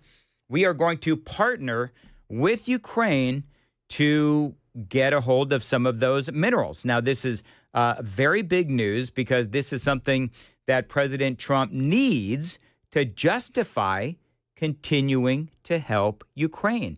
This is Trump. This is what Trump said last night. This was on a town hall meeting, and you had Stephen A. Smith, you had Bill O'Reilly, and Chris Cuomo all there at this town hall. So I went to them and said, look, we got to get rare earth. They have great rare earth, meaning certain minerals, materials. They have things that a lot of places don't have. It's a big asset that they have. And we made a deal today where we get, much more in theory than the $350 billion. But I wanted to be protected. I didn't want to be out there and look foolish. Right. And Trump was, he didn't want to be a Biden. Trump didn't want to say, well, we're just going to, as I said earlier, We're just going to make it rain on Ukraine. We're just going to give them all kinds of money. $350 billion is what the president says that we have been giving Ukraine. And that was just literally giving them money as opposed to loaning them money, which is what Europe has been doing. And so Trump needed, and here's where I think this whole thing is going, is Trump needed a reason to be able to continue helping Ukraine. He hasn't found a solution yet. You've got Zelensky and you've got Putin, and neither one seems to want to budge on this deal that President Trump is trying to negotiate between the two. And so Trump, I think he understands, and I don't agree with it, but Trump, I believe that he understands that he is going to have to continue to help fund this war. We'll have to ultimately see what happens, but Trump needed justification to do that. And so moving forward, obviously now with this resources, this minerals deal, this is going to bring a lot of money into our country. How much, nobody really seems to know, but it's going to be in the billions, probably hundreds of billions of dollars. And so that gives Donald Trump justification to continue helping Ukraine, because ultimately we are being paid back. And so that is a good thing. You also have some folks that are out there talking about how Donald Trump actually bullied Zelensky into this. I don't agree, but this is one of the comments that they are pointing to. Well, the problem is Chris, is I have to be flexible, because as you do things in life and in business. That's actually Trump talking about tariffs, which I have more on that in a second. But this is more from Trump talking about the minerals deal. I was telling him that it's a very good thing if we can produce a deal that you sign it, because Russia is much bigger and much stronger. Russia is just chugging forward. It's a big, strong country. By the way, not nearly as strong as the United States, because I rebuilt our military in my first term. Yep. And that is Trump saying, listen, what we need to do is we need to face facts. And the facts are that Russia has a far bigger military, and they could just keep throwing bodies at this thing. Eventually, Ukraine's going to run out of bodies. Russia, who knows? I mean, they're getting fighters from North Korea, for example. And so they can do whatever they need to do. Russia's not going to run out of bodies. Ukraine will.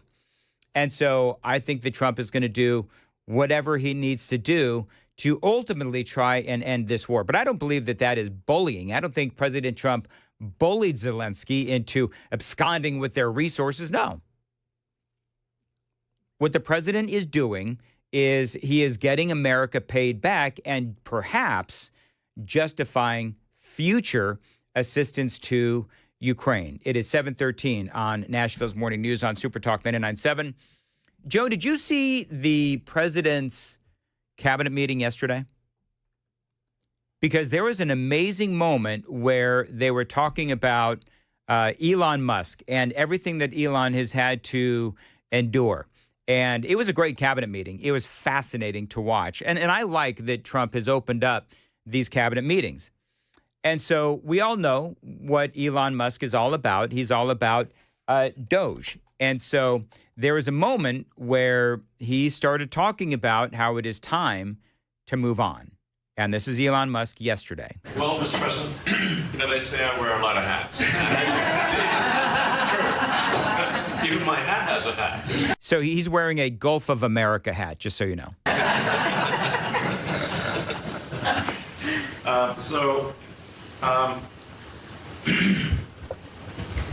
The American people voted for secure borders, safe cities, and sensible spending. And that's what they've gotten. A tremendous amount has been accomplished in the first 100 days. As everyone has said, it's more than has been accomplished in any administration before, ever, period. This portends very well for what will happen for the rest of the administration. I think this could be the greatest administration since the founding of the country. Well, we all want to thank you for your help.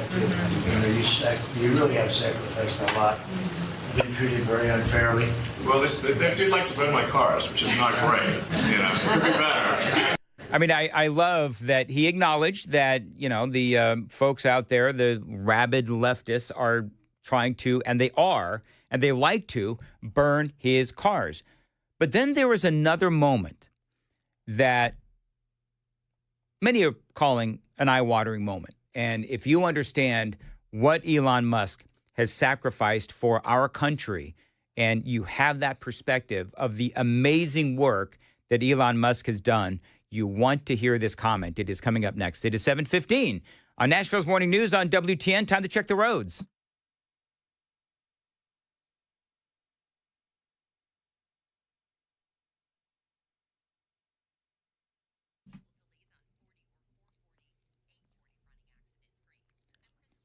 As far as your weather today, a high of 80, scattered thunderstorms as well. Thanks for listening to Nashville's Morning News. Going through, there was so much audio from President Trump's cabinet meeting from yesterday. I'd be willing to bet that Chris Hand is going to play some of the other audio that I don't have time to get to today. But I think one of the most important moments was Elon Musk. As everyone knows, Elon is starting to wean his way off. He's going to step back away from Doge. He's going to go work at his full-time job full-time. He's going to stick around for a little bit, but there was a great moment yesterday during the cabinet meeting where things got a little misty-eyed. But you have been treated unfairly, but the vast majority of people in this country really respect and appreciate you, and this whole room can say that very strongly. You've really been a tremendous help. You opened up a lot of eyes as to what could be done, and we just want to thank you very much. And you're invited to stay as long as you want. At some point, I guess he wants to get back home to his cars and his.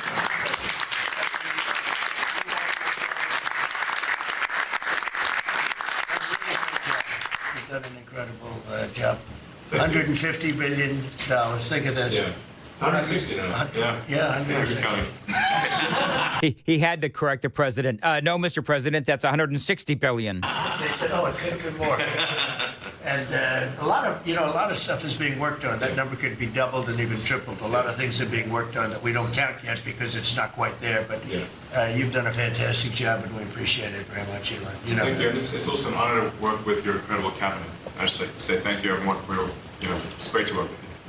Thank you very much. Thank you. I think Elon got a little misty-eyed there. I think that that was a moment where people looked back and they saw what this man, again, not to belabor the point, but what he has sacrificed. And so good on Elon Musk for all that he has done for the American people.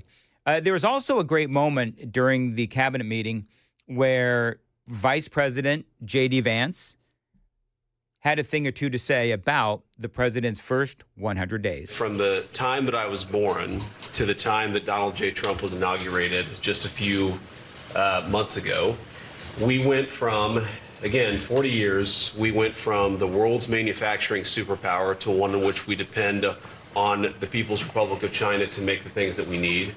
We went from the proudest military in the world to one in which we failed to meet our recruiting goals.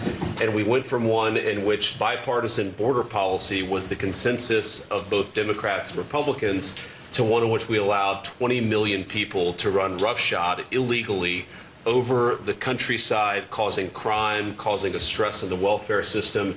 And again, that happened over the lifetime of the youngest member of the cabinet.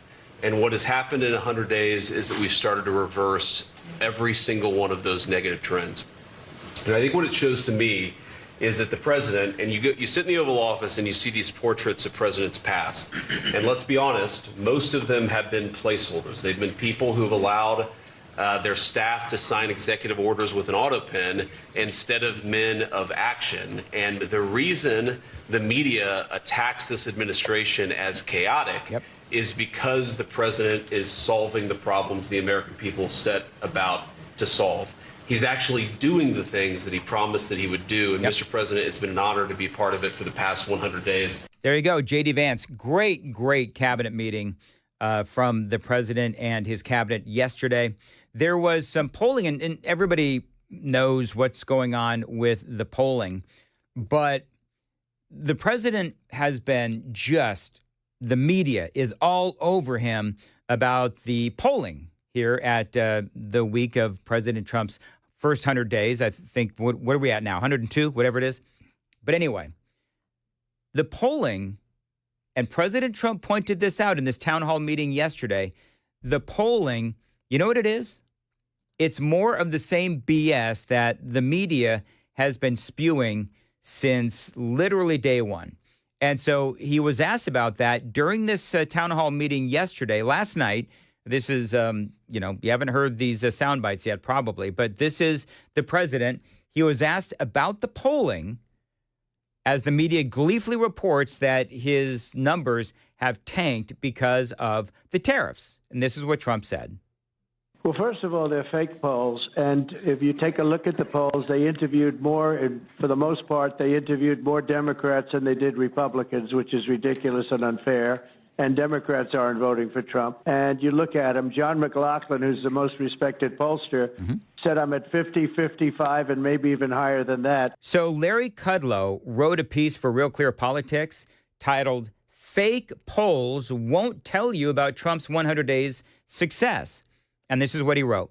I spoke to ace pollster John McLaughlin over the weekend, and he told me, Kudlow says, in the latest New York Times poll, only 37% of respondents are Trump 2024 voters. But Mr. Trump received 50% of the vote. So what happened to the other 13%? It's a fake poll. Same for the ABC Washington Post Ipsos poll. They polled 2,464 adults, 1,992 registered voters, but only 842 Trump voters. He says that is only 34% made up of Trump's 2024 voters, yet he got nearly 50% of the popular vote. What happened to the other 16%? The point that he is making is that they're not talking to Trump supporters, and that's exactly what Larry Kudlow is pointing out. And they talk about what Mark Penn, a Democrat pollster, had to say. His Harvard-Harris poll, Mark Penn's, shows that President Trump's personal job approval is still around 48%, just off the February peak. It also shows that 39% of voters say the country is on the right track. That is an increase of 11 points since January. I mean, I could go on, but I think it's obvious what I'm saying, what Larry Kudlow is saying, what we've all been saying, what John McLaughlin has been saying, as well as Mark Penn. And that is, and some of these folks are left-leaning, that these polls that the media is gleefully and joyfully talking about and reporting on ad nauseum isn't really reality. When you look at the New York Times, when you look at the Washington Post, ABC, they predicted I was going to lose Wisconsin by 17 points, and I ended up winning Wisconsin. They predicted I was going to lose the election, and I ended up winning the election. They're fake polls, number one. And I think it's a very important thing to know that and to understand it. And because polls are no different than fake writers or journalism. There you go. So I think that does give a bit of a different perspective on where we are in the first 100 days. You always have to remember the source. And does that source have any credibility? ABC, NBC, CBS, CNN? Not to me. And not to a lot of you. 7:23 on Nashville's Morning News. Joan Jones has the news coming up at 7:30. Joan. Got a big rally in Nashville today. It's aimed at keeping property taxes down. But will the weather hold out for it? We've got details with Stefano DiPietro coming up on some rain that's headed our way. Those stories and more coming up at 7:30 on Super Talk 99.7 WTN.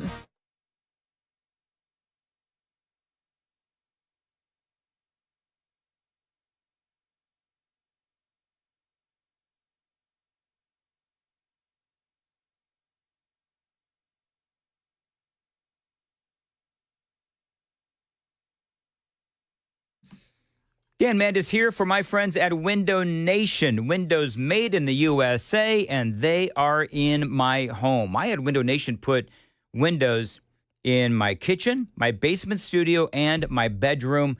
They're really good. They do outstanding work, and they did great work for me. Listen, friends, if you've got old and inefficient windows, it is time to upgrade with Window Nation. You know, they were ranked highest of Forbes' list of best window installers. Now, again, I've used this company. They are a great company, and right now they've got a great deal for listeners to my show. You buy 4 windows, you get 4 additional windows absolutely free, plus pay no payments or interest until 2027. Many different ways to save with Window Nation. They're also energy efficient. So not only are you saving money on install, but on those electricity bills as well. Now, how do I know that you're going to be happy with Window Nation? They've got a 96% satisfaction rating and over 20,000 5-star reviews, including mine. Now, don't forget that great deal. You buy 4 windows, you're going to get 4 additional windows absolutely free, plus no payments or interest until 2027. Call them. Tell them Dan told you to reach out for that great deal. 866-90-NATION, 866-90-NATION, windownation.com.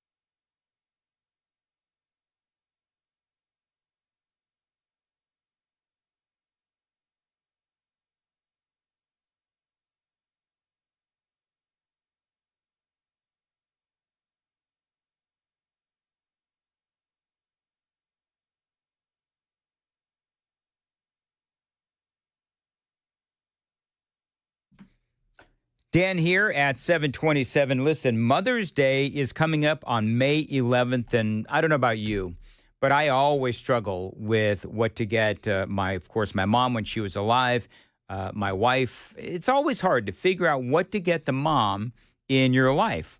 Well, here's the deal.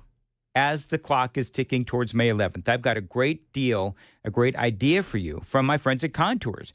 Now, I know that Contours in Cool Springs, they are famous for their ultra slim technology that stimulates collagen and does tighten the skin, helping those fine lines and the age spots fade with their incredible facials. Well, here's the deal. They've got a special going on right now. Get your phone ready. Because right now, Contours in Cool Springs, they are offering you a facial and a belly buster treatment for mom for just $199. Now, that is a huge discount. A facial and a belly buster treatment for your mom or the mom in your life for only $199. That is a huge discount. The first 5 callers get that special price. Call them right now. They're standing by at 615-236-9960. 615-236-9960. See how it all works at contoursllc.com. You sit under that light, you relax, and you enjoy being pampered as you go through this non-invasive process that will help you look amazing and feel more confident. So don't forget, $199 for a mom. You're going to get that facial and a belly buster treatment. $199, 615-236-9960. Find them online at contoursllc.com.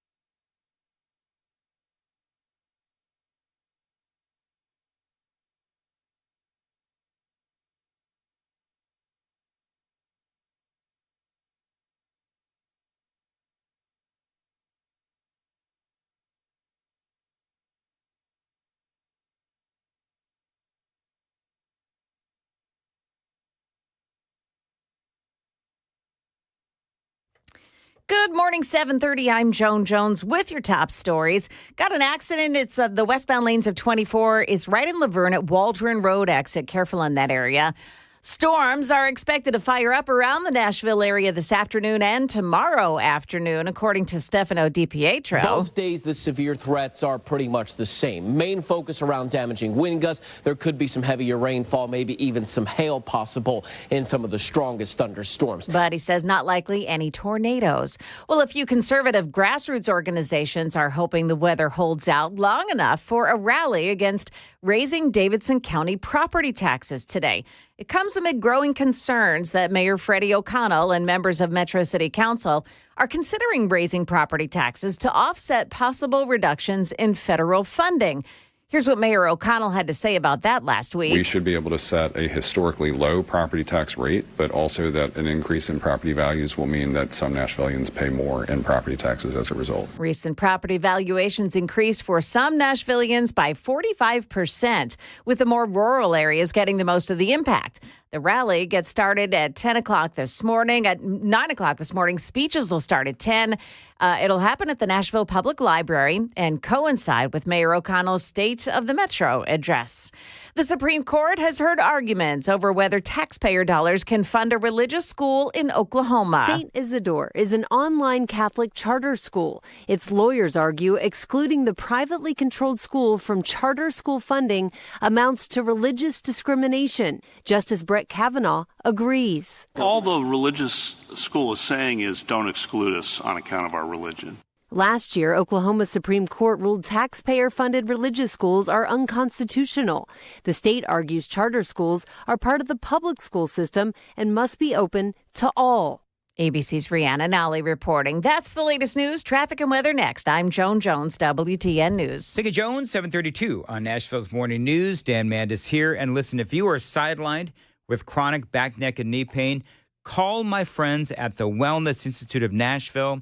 They helped me, and they can help you as well with spinal decompression therapy. Now, I arrived in Tennessee over a decade ago, and I went through spinal decompression therapy for my chronic back pain. It really did help a lot. Every once in a while, I do have to go in for an adjustment, and Dr. Mitch, Dr. Ashley, they fix me right up. And right now, a great deal for listeners to Nashville's Morning News. They're offering the Big 47 offer in honor of our 47th president, Donald Trump. Now, they utilize the latest high-tech equipment in their state-of-the-art facility, and they provide effective non-surgical solutions. And right now, they're offering you 47% off spinal decompression therapy. Call them, tell them Dan told you to reach out at 615-246-5009. 615-246-5009. You can find them online anytime. Painisbad.com.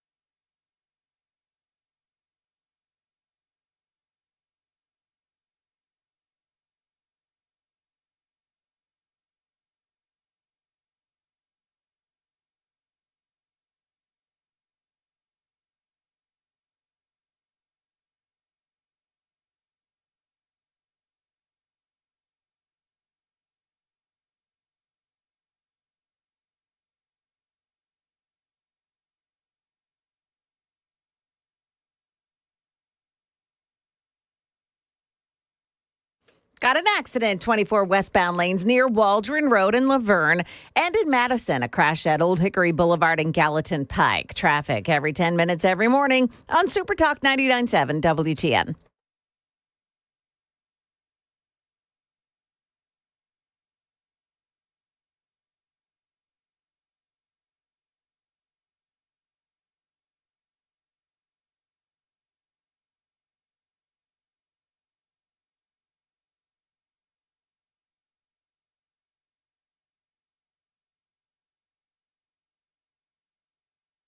.735, Nashville's Morning News on Super Talk 99.7 WTN. Dan Mandis here, and joined on the Newsmaker Hotline by Senator Marsha Blackburn.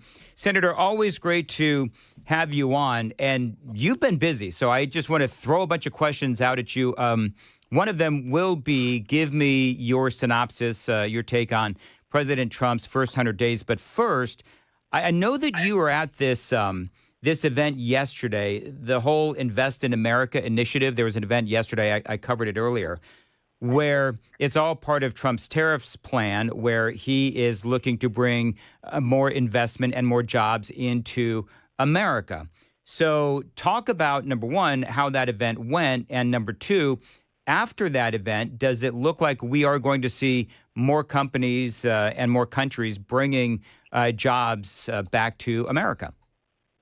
Well, yes, indeed. It was such an honor to join him at the White House. And he had 4 or 5 of us from the Senate and 6 or 7 from the House that have been working on the economic viability and regeneration for our nation. And I was pleased to be included in that. And what you saw was a variety of different CEOs, companies that are doing direct foreign investment into the U.S.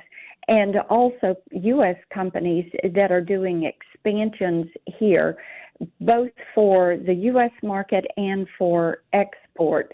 And since President Trump took office, there has been an $8 trillion push and commitment of investments in the U.S. by different companies. So to be there yesterday to talk through these issues, to join several of the cabinet members, Secretary Lutnick, Secretary Bondi, Secretary Rollins, and different ones to talk about how this is going to expand our economic opportunity in the country. And of course, we know Tennessee has done very well in economic expansion since President Trump won. And they've landed more than 30 companies and have seen an increase of 1,200 jobs and investment of $1.2 billion in our state since November. So Commissioner McWhorter and also Governor Lee are to be commended for that. Their teams are working hard. And as people are saying, we want to be a part of the U.S. economy, and they are wanting to avoid tariffs by manufacturing here, then they are stepping forward and making those investments. Let me ask you, because there is so many people out there that are hating on Donald Trump, and Senator, you and I both know these polls are ridiculous, talking about how poorly the American people are receiving these tariffs. Some of that fake polling has been now exposed. But as you hear from Tennesseans and as you hear from people who supported President Trump in the last election, are you hearing of any concerns over the tariff negotiations and the impact that it'll have on our economy? We have not had a lot of pushback. I talked with several people last week as I was home, and they were talking about the tolerance of the American people or accounts that they are managing for families, retirement accounts, things of that nature. They fully understand that President Trump's goal is to get inflation down and to get the cost of living down long term. And that because of that, going to reciprocal tariffs or no tariffs is something that is going to be good. Bringing advanced manufacturing jobs back here, securing those investments so that wages are higher and more opportunity exists, they get that. And so I do think there is a lot of fake polling that is out there that is pushing this narrative of doom and gloom. And where there are tariff pressures with our auto manufacturers, as we saw this week, President Trump has relaxed those. That is good for Nissan and VW and Toyota and GM that have facilities in our state.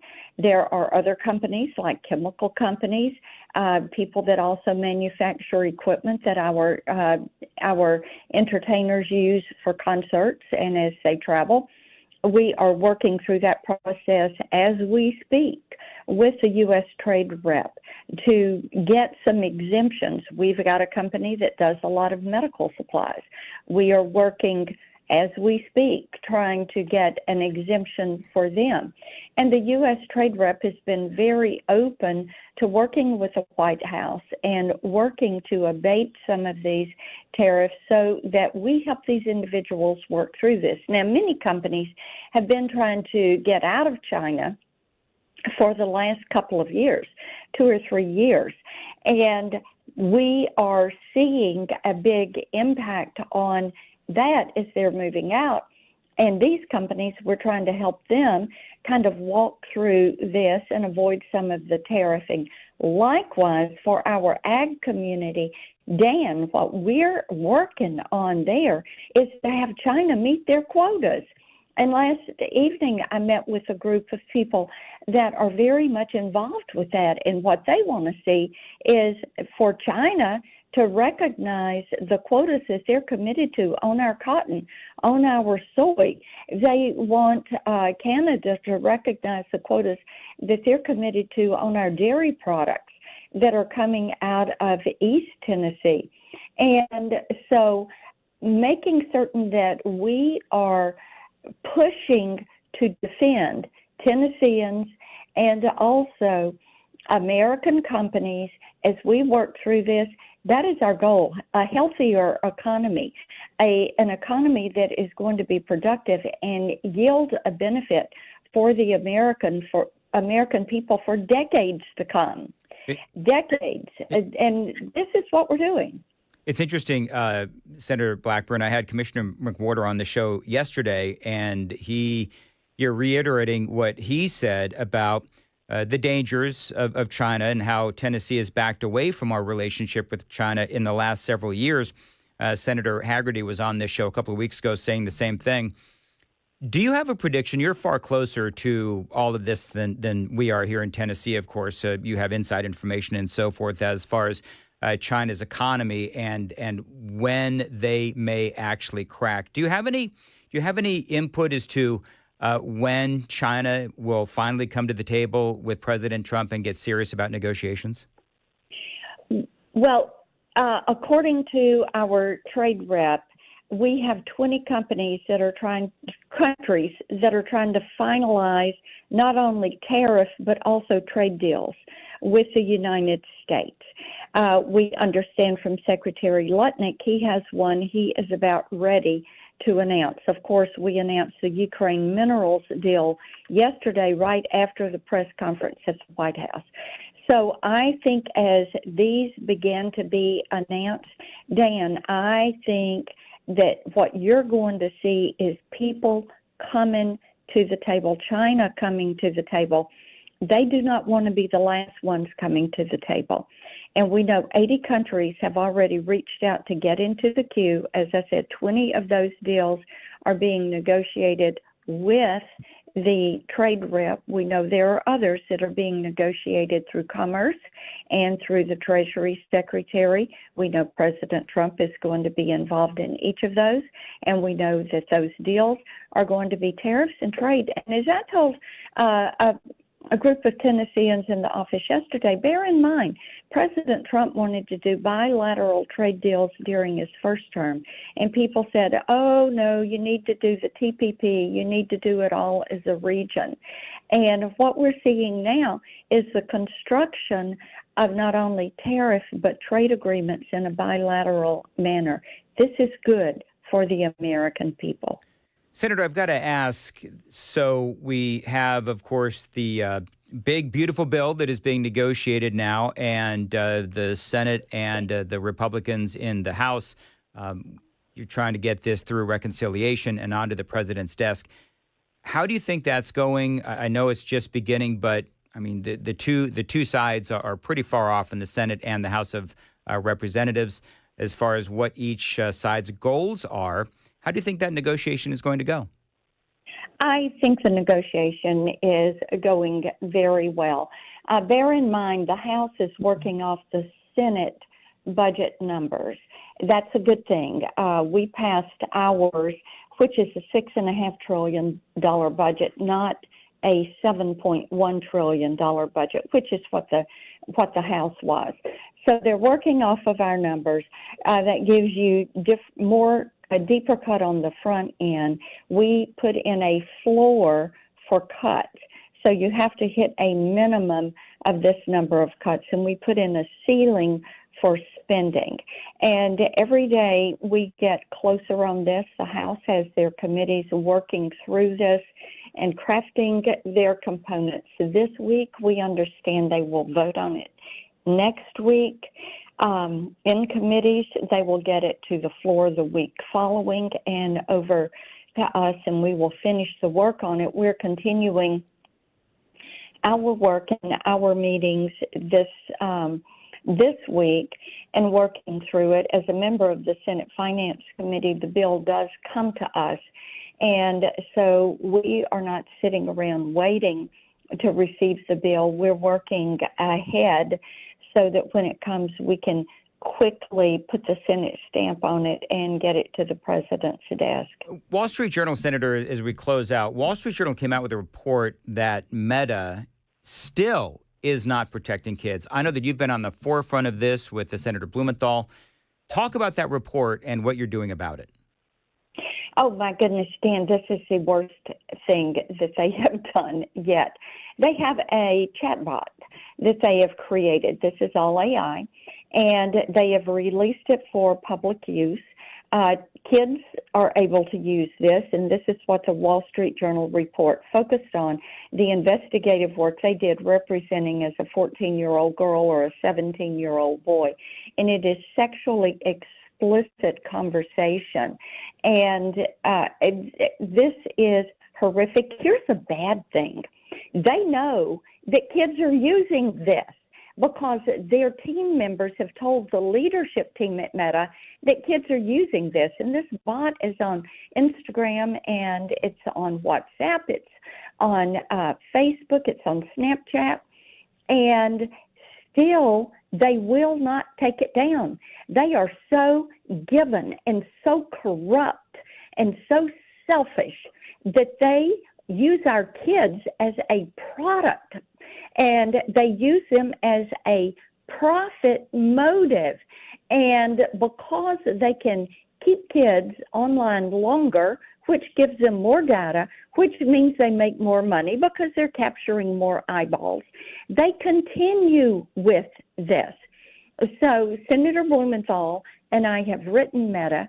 We are demanding that they remove this, and we are continuing our push to get Kids Online Safety Act passed out of the Senate with a 91-3 vote, and we're looking forward to having the House continue. We're passing it again in the Senate. The House needs to get their act together, pass this bill. Let's get it to the president's desk. So these social media platforms cannot say kids are a product. We're making money off of them. They're a great profit stream for us.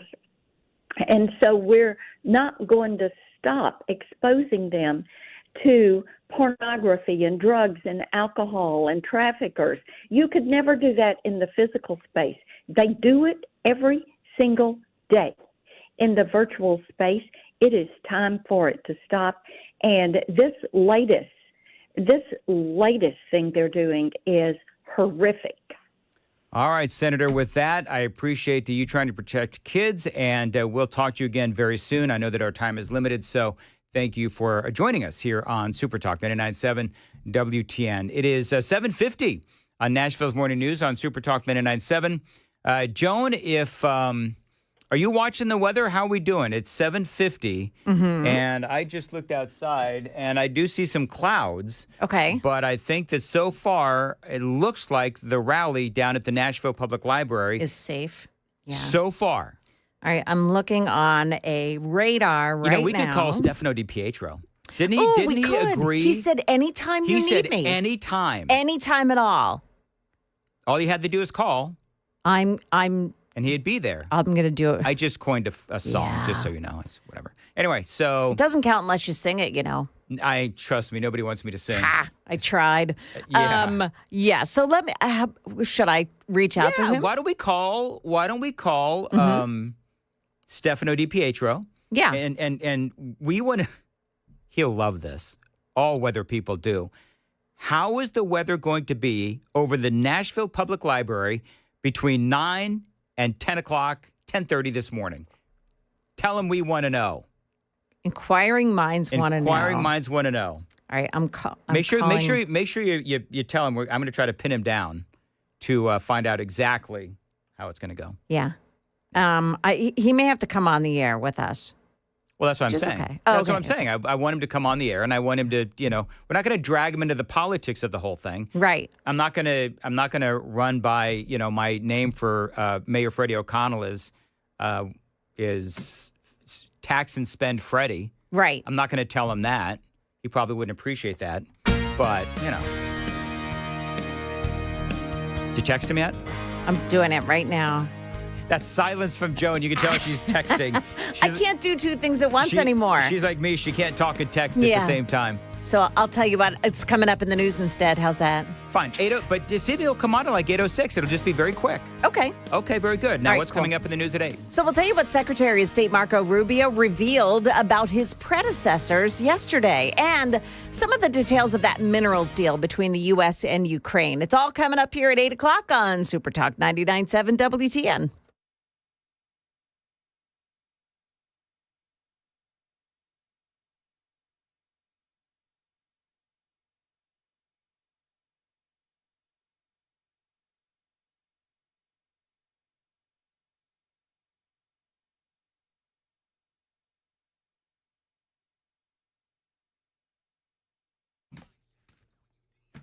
I love that promo. Makes me laugh every single time. 7:52. Dan Mandis here on WTN. Don't forget what is going on Saturday, May 31st. It is the Glock Store's 5th annual open house. I've been to the previous 4. These are amazing. Every year, what they do is they throw open the doors and they welcome all of Nashville to come in and join the fun. You know what else they do? They've got all kinds of vendors and specials and great ways to get guns and ammo. And if you want, to customize your Glock, they have ways for you to do that as well. Also, they've got raffles. Every single year, they do raffles. And this year, they are doing amazing raffles nonstop, all day long, giving you, friends, the best chance to win some really great gear, including a custom Glock handgun. Now, even if you don't win a raffle, as I said, there's incredible deals on all things Glock, including, by the way, Glocks. Deals so good, you'll just have to be there to believe. Just one, though, is a Burrow Bullets Blowout, 9mm and 223 in 1,000-round tac packs, and in a Burrow Bullet ammo box. You, my friends, are not going to believe the price. So check them out. Again, it's going to be on Saturday, May 31st, the Glock Store's 5th annual open house. Check it out online, shoot270.com and glockstore.com. The Glock Store, minutes from the airport and worth the drive from anywhere.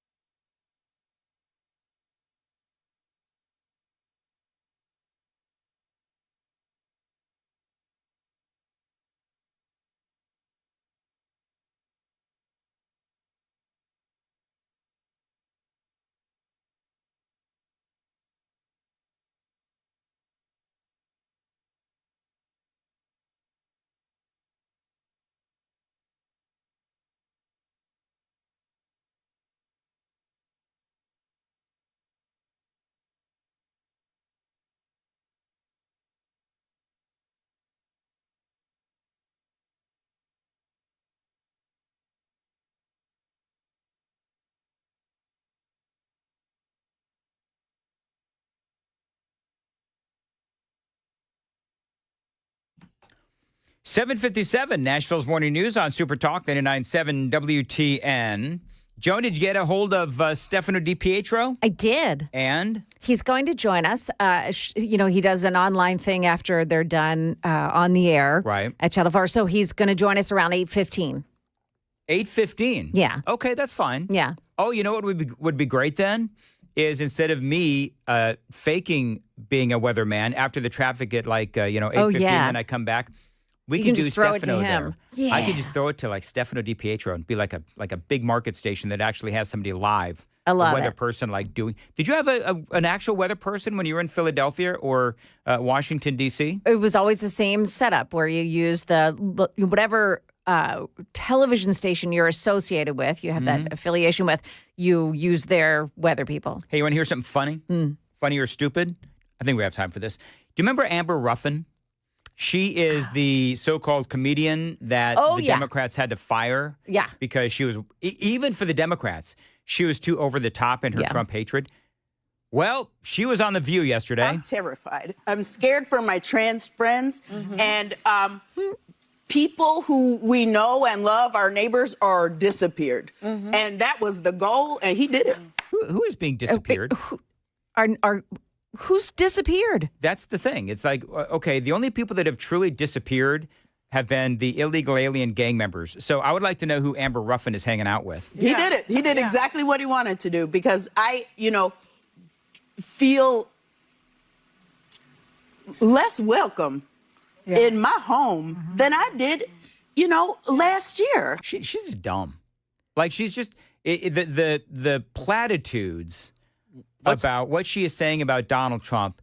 They're just ridiculous. If you don't feel welcome in your own home, well, that's a you problem, honey. That is not a Donald Trump problem. What were we going to say, KGB? I was like, what's worse, her saying that or The View just going, absolutely. They uh-huh'd during this whole segment. Yeah.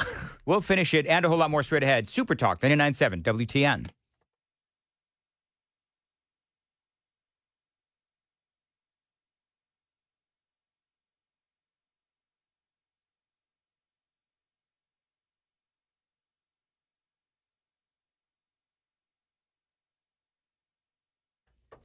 Good morning. It is now 8 o'clock, and I'm Joan Jones with your top stories. Got a couple of days of rain and thunderstorms coming our way. Channel 4 Stefano DiPietro says we could see rain and perhaps some hail in parts of the area today. This afternoon and this evening, the severe threat is the greatest. Murfreesboro, Nashville, Gallatin, Livingston, Cookeville, Burkesville, Franklin, Clarksville, and Hopkinsville, a 2 out of 5 on that scale. The rest of the mid-state is sitting at a 1 out of 5. And the risk of tornadoes, he says, pretty low for the next couple of days. Antioch police are searching for the people who opened fire outside of a Walmart along Hamilton Church Road. This happened about dinner time last night. That shooting took place during a meetup between two groups of people. 2 people were shot. Both are expected to be okay. Secretary of State Marco Rubio revealing during a cabinet meeting yesterday that the Biden administration set up an office with the State Department to monitor the social media posts and commentary of American citizens. Dossiers were kept on the ones that the administration considered vectors of disinformation. The so-called Global Engagement Center was shut down a couple of weeks ago. Rubio says he'll turn over those dossiers to the victims of the previous administration. The U.S. and Ukraine struck a deal on Wednesday on Ukrainian minerals. That deal gives the U.S. access to some of Ukraine's mineral resources. It also builds goodwill between the two countries. On paper, this is a lasting economic partnership, one that gives the United States preferential access to all of Ukraine's untapped natural resources. We're talking rare earth minerals, oil, gas, all things the Trump administration is very interested in. So it is a major accomplishment that they've been able to get here. Of course, there's still going to be more to work out. ABC's Shannon Kingston there. The deal means that the U.S. is now invested in Ukraine's defense against Russia's invasion. And a 14-year-old golfer from Maryville is this close to qualifying to compete in the U.S. Open. His name is Raymond Rebel, and he won a regional qualifier. If he wins the next one, he'll go to Oakmont, Pennsylvania to compete against the likes of Scotty Scheffler, his golfing hero. I'm just trying to keep really present, and knowing that a lot of people are looking up to me is just really impactful, and it makes me feel really good. Now, he could qualify within the next couple of weeks. The last time this happened was in 2012 when 14-year-old Andy Zhang took part in the U.S. Open at the Olympic Club in San Francisco. Market numbers brought to you by Beacon Capital Management, online at beaconcm.com. Things are looking good this morning in pre-market trading. The Dow futures are up 209. NASDAQ futures are up 307. And we've got S&P futures gaining 55. That's the latest news. Traffic and weather next. I'm Joan Jones, WTN News.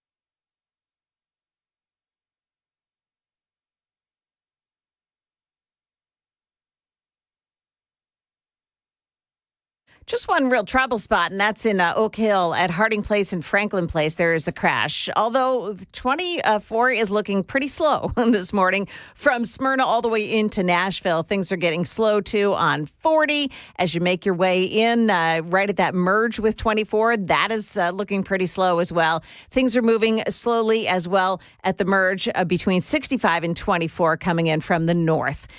Traffic every 10 minutes every morning on Super Talk 99.7 WTN.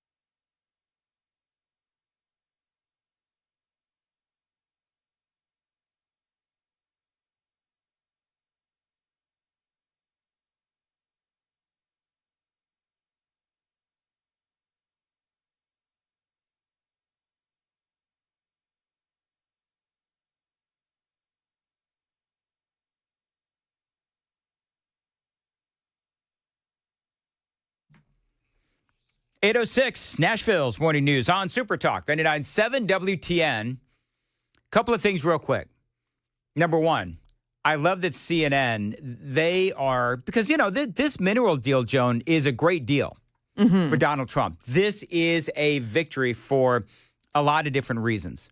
Number one, and what I've been saying since this whole story came about, is that this really does, and you reported it, this solidifies our relationship moving forward with Ukraine. That does actually offer them some security because it is in our best interest to ensure that Vladimir Putin doesn't further invade Ukraine. So that's number one. Number two, it also means that we are going to get paid back for whatever money or military gear we're going to be giving Ukraine in the future, and we'll perhaps get paid back for the billions and billions and hundreds of billions of dollars that Joe Biden gave Ukraine. So there's a lot of positives to this. Somebody on CNN just said that Zelensky was thrown out of the Oval Office for not wearing a suit. And their point being, no, he wasn't. He was thrown out of the Oval Office because he was anyway. It's just more of the talk about disinformation. It's just more of the disinformation from CNN. Unrelated, but right before this mineral deal came, they were talking to a psychologist, and it said, quote, sometimes facts don't change people's minds. And I'm like, really? You're going to go with facts don't change people's minds? CNN? Really? You guys? CNN couldn't find a fact if they, looked. Okay, real quick. I don't, whatever. So. Was that the joke you were teasing me earlier? Wasn't it? No. All right, so Joan. Yeah.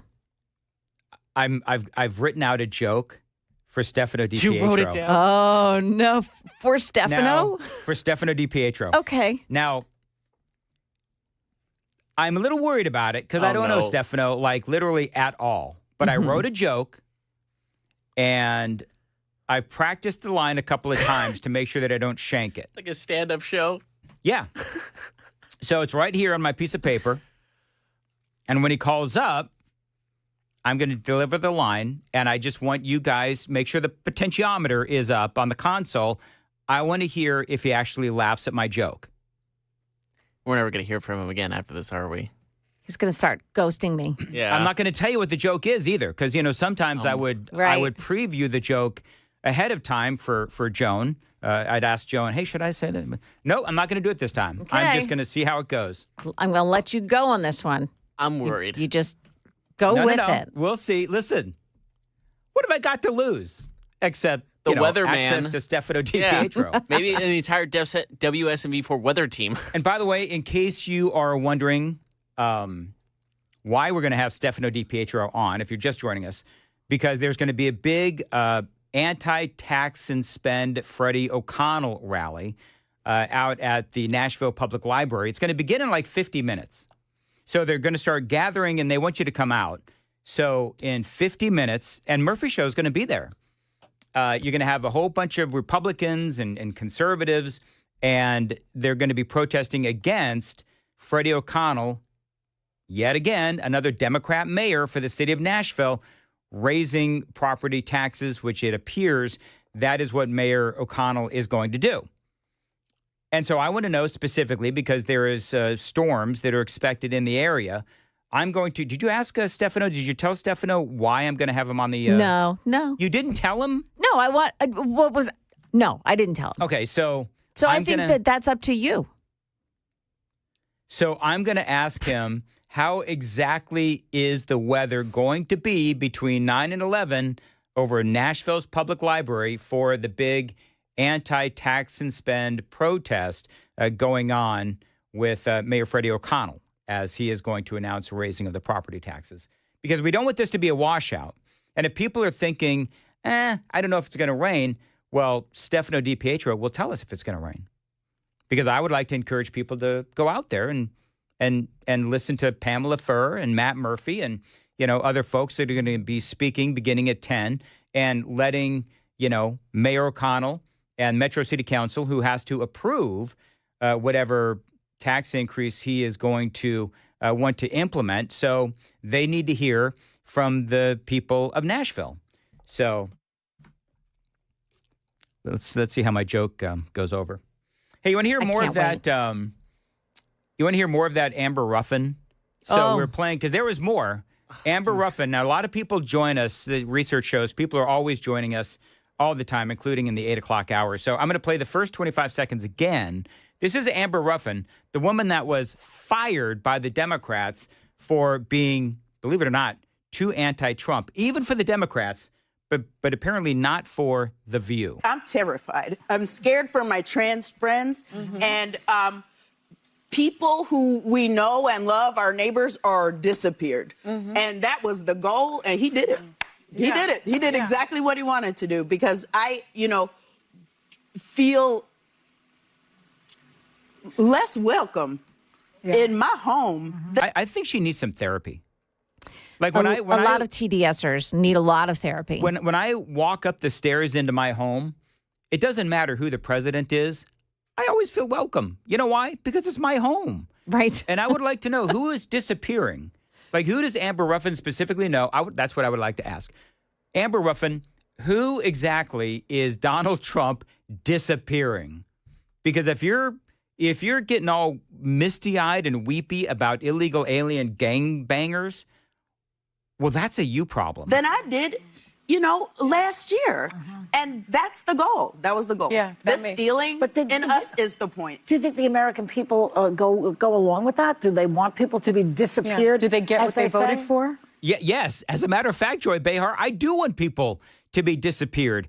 If they're illegal alien gang members, yes, I do. I want them to be disappeared. They do now. Yeah. I do. People are like, ha, ha, ha. Isn't this funny? You voted for Trump and you lost your job. Ha, ha, ha. It's not funny. And I'm like, what was the math there? Because if I'm talking trash about immigrants and then I'm disappearing them, what did you think I was going to do? Yeah. You know what I'm saying? Like, I'm terrified for our autistic family members. Because didn't RFK Jr. say registry? Yeah. Oh, my gosh. So now RFK Jr. is going to start, disappearing autistic people? Is that what she's saying? Oh, gosh. Like, trying to keep up with the lunacy is just, I'm having a hard time connecting the dots with her because she's just spewing so much nonsense. So, look, I'm like everybody else waking up in the middle of the night going, the children. And I don't have any. That's right.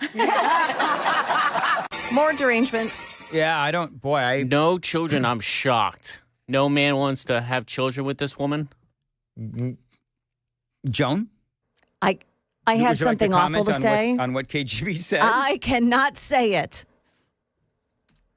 Because we know that they don't necessarily believe in having children or allowing a pregnancy to come to fruition. Yes, there Thank you go, you. Joan. There you go. I said it as tastefully as I could. No, that was good.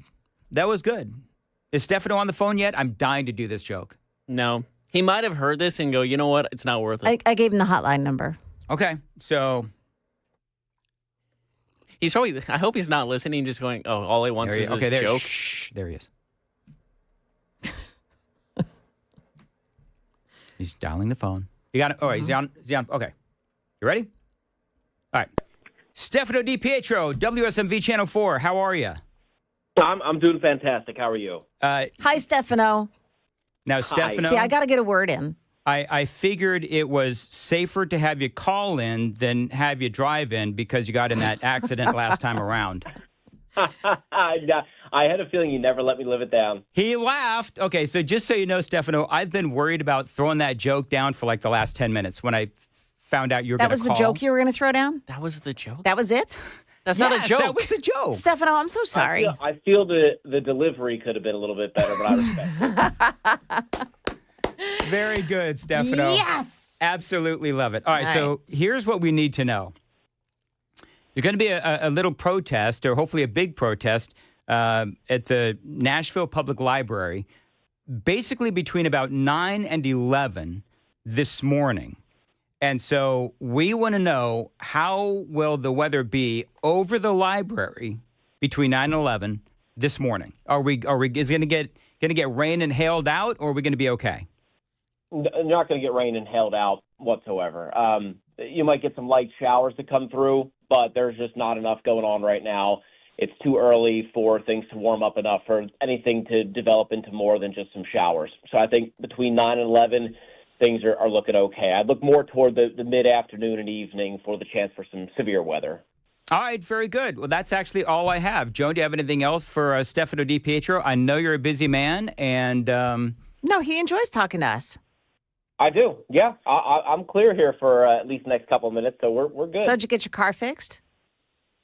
Oh, I didn't even have any damage. Oh, okay.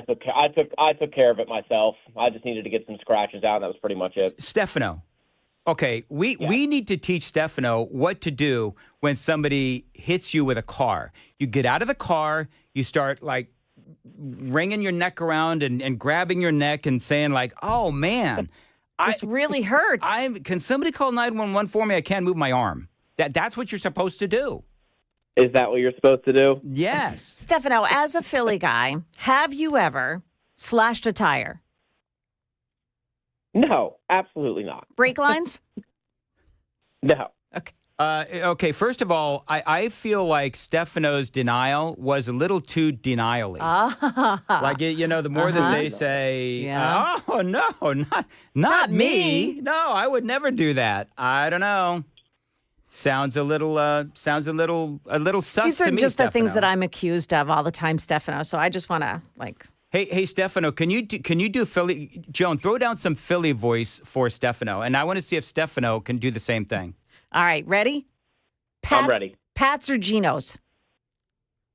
Neither. You better check your brake line, Stefano. I just can't believe you said that. I'll explain to you why. Okay. There's a little place called Delisandro's. All right. in Yeah. Philadelphia. Okay. So if you want me to pick between the two, I'll pick Geno's over Pat. Thank you. Okay.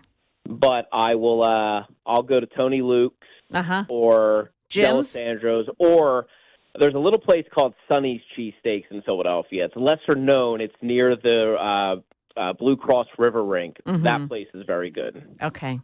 Wit? What's that?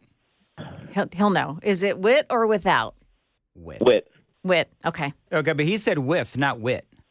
Well, because So- he's a professional. And that means, by the way, with onions.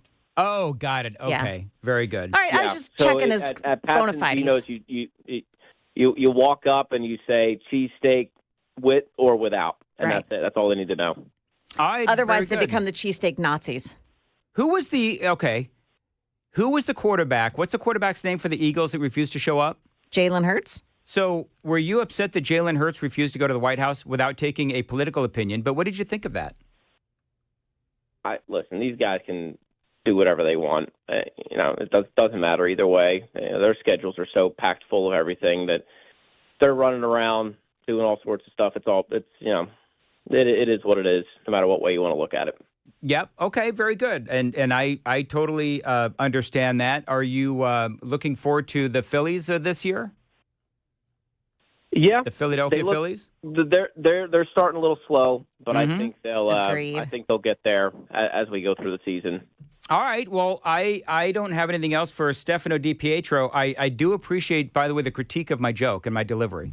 But to be honest with you, I'll be sure to do that more often for you. Well, to be honest with you, Stefano, I was a little nervous about delivering said joke. So that's probably why my I delivery think the wasn't classification of it as a joke is suspect. It wasn't a joke. No. Whatever. Dig, maybe a dig. Dig. That's it. That works. But Stefano, you don't know me very well because my digs and my jokes and my jokes and my digs, they kind of blend together. I guess they do. Well, I guess I'll figure it out as we go. Okay. Thank you, Stefano. All right, guys. See you. Bye. That was the joke we waited. Yeah, we that waited long. all that long for You that. just said, "How's your car?" That was such a disaster. I thought Dan, you would you just asked him how's his car. That's it. That's not a joke. No, I said I thought that it would be safer for him to call in than risk driving over since he got into that accident last time. I thought that was a. Hopefully he'll come back on with us again at some point. I was thinking it was going to be something edgy or like something about the weather people or what clothes you're wearing or something. I don't even want to know what the super text line is saying about my. I was just starting to look. Mm-hmm. I thought you weren't trying to be funny, Dan. Well, yeah, comedy gold, Jerry. Yeah, Jason says it was comedy gold. Thank you, Jerry. I appreciate that. All right. Anyway, I think this was a really great Nobody segment. cares about filthy Philly. Oh, come on. To be fair, like Philadelphia is not the cleanest place in the world. How do you know? When's the last time you were there? Philly's a pit. I can see. My team is from San Francisco. You think I like the city? God, no. I wouldn't step foot in that city. Okay. They play in Santa Clara, thank God. Praise Jesus. Yes. Okay. Praise Jesus, they moved out of the hellhole known as San Francisco. Oh, you know what? 2025 says, yeah, that was Stefano's version of a well, Dan. Yeah. Okay. Yeah, that really was. He's right. There was He's a right. pause after your joke that it had to settle in for a lot of us. 1313, Dan needs a joke test group. See, that's usually Joan, but I wanted to, and before it was Johnny and Ken, but, you know. Why aren't you asking me? Because you hate everything I do. I don't 2188 hate everything, but I hate everything. You hate everything that I do. 2188 said that he enjoyed the joke. First of all, you had something extremely funny today. You found probably the funniest audio was Gwen Walls in Wicked Witch of the West. That was hilarious. No. Shh. I'm going to play that for Chris. Oh, he's going to love that. I love it. don't know if I ever played that for Chris. There was another audio. When you mix two audios together, they're actually very good. When you have like a comedy bit and a politician bit mixed together, I think you're really good at that. So I don't hate everything you do. I think you're very funny when it comes to audio editing. Somebody called me nebbish. I don't know what that means. What is nebbish? I'm not sure, I but saw that too. I'm relatively certain that is not a compliment. It's a person, especially a man, who is regarded as pitifully ineffectual, timid, or submissive. I'm sorry, Dan. That's not true, though. It doesn't. No, it does not fit Dan in the slightest. But for that moment, that was pretty good. Sally says, "We were promised a joke. When are we going to hear one?" Oh, that's a little. Todd, uncomfortable cringe. Dan, I don't think you like. If you tried to stand up in front of your audience, they would just boo just to be funny. But even if you were funny, they would go after you. 7381. Well, Dan, you bombed again. Yeah. Okay, good. Poor Stefano. Geez, you guys. Oh, love these comments. You know what the best part of that is? So honestly, he said, it's okay, I've got a couple more minutes. I have nothing but what is written on my sheet of paper. What the hell I am love I that say you to wrote Stefano it Di down. Pietro? I love that you wrote it down. Like, oh, I can't forget this. Well, then again, he critiqued my delivery. He is such a good sport. All right. He is a good sport. He's great. He is, and we appreciate him coming on. All right, it is 8:24 on Nashville's Morning News on Super Talk 99.7 WTN. Joan was coming up. Well, Mayor Freddie O'Connell about to take us, it's about an hour and a half from now. He's going to roll out a State of the Metro. Got a little preview for you coming up here on at 8:30 on Super Talk 99.7 WTN.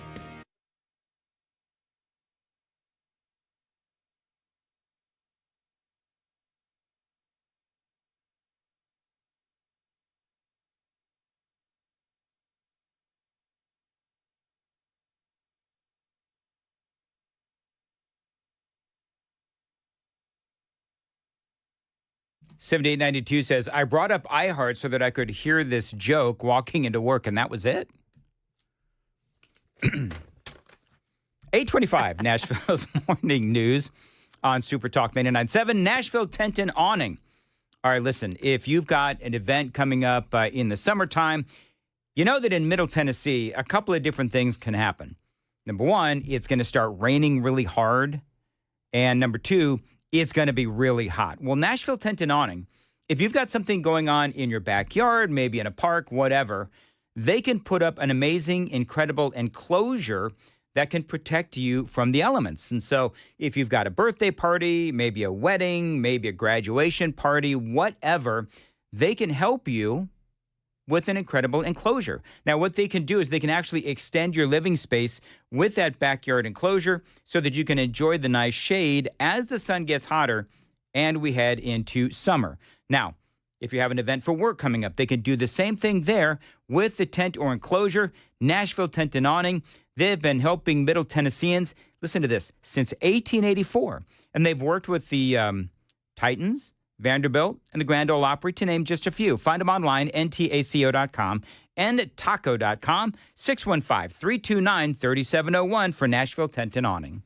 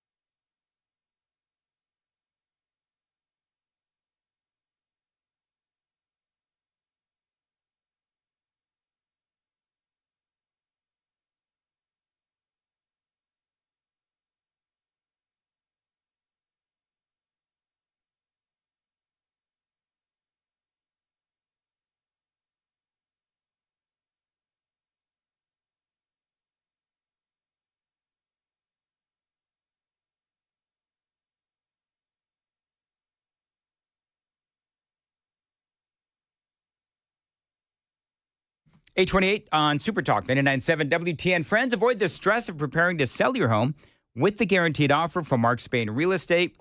You can skip the hassle of spring cleaning and sell your home fast for maximum value. Now, you don't have to worry when you go through Mark Spain and their guaranteed offer. You don't have to worry about showings, open houses, or costly repairs. Mark Spain Real Estate's guaranteed offer does allow you to bypass the market, receive an all-cash offer, and close within days. You know, they've got over 12,500 five-star reviews. And over the last 30 years, 67,500 satisfied clients. So spring into action and sell your home with confidence. Find out what your guaranteed offer would be. There's no obligation. Find them online at markspain.com. That is markspain.com. 855-299-SOLD. 855-299-SOLD. That is markspain.com, and start packing.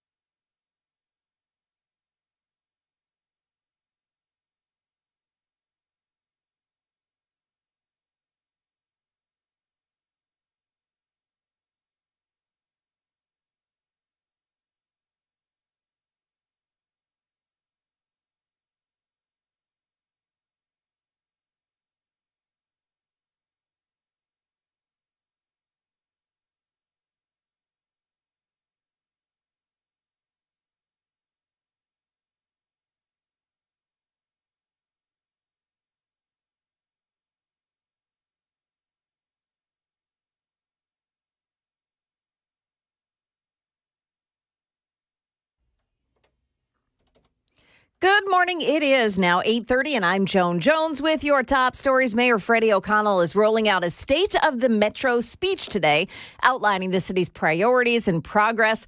This time around, though, Davidson County residents want to know how much their property taxes will go up. Conservative groups against tax increases will rally at the Nashville Public Library just as that speech is teeing up at 10 o'clock this morning. Well, the state has rested its case against 3 former Memphis police officers charged in the beating death of Tyree Nichols. It comes after one of the 6 officers who were fired over that incident testified about the traffic stop that led to Nichols' death. Reckless driving, getting away from the police, and just fleeing from the police increases the risk of the traffic stop. Refused to put his hands behind his back and managed to turn around and be facing toward Haley.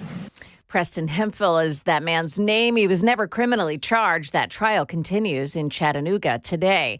As the sausage continues being made in Washington on President Trump's big, beautiful bill, Elon Musk says there's a long way to go before Congress reaches Doge's $1 trillion cost-cutting goal. While speaking with reporters Wednesday, billionaire and special government employee Elon Musk claimed if Doge is going to get to its $1 trillion goal in spending cuts, it may come down to how much pain the cabinet and Congress is willing to take. When asked about what obstacles were in his way, Musk put blame on what he calls an entrenched set of interests and bureaucracy. Christiane Cordero, ABC News, Washington. Money News Now brought to you by Beacon Capital Management, online at beaconcm.com. Well, stocks are starting off on the plus side this morning. The Dow Jones Industrial is currently up 185. We've got NASDAQ gaining 320, and the S&P 500 index starting off 42 points higher.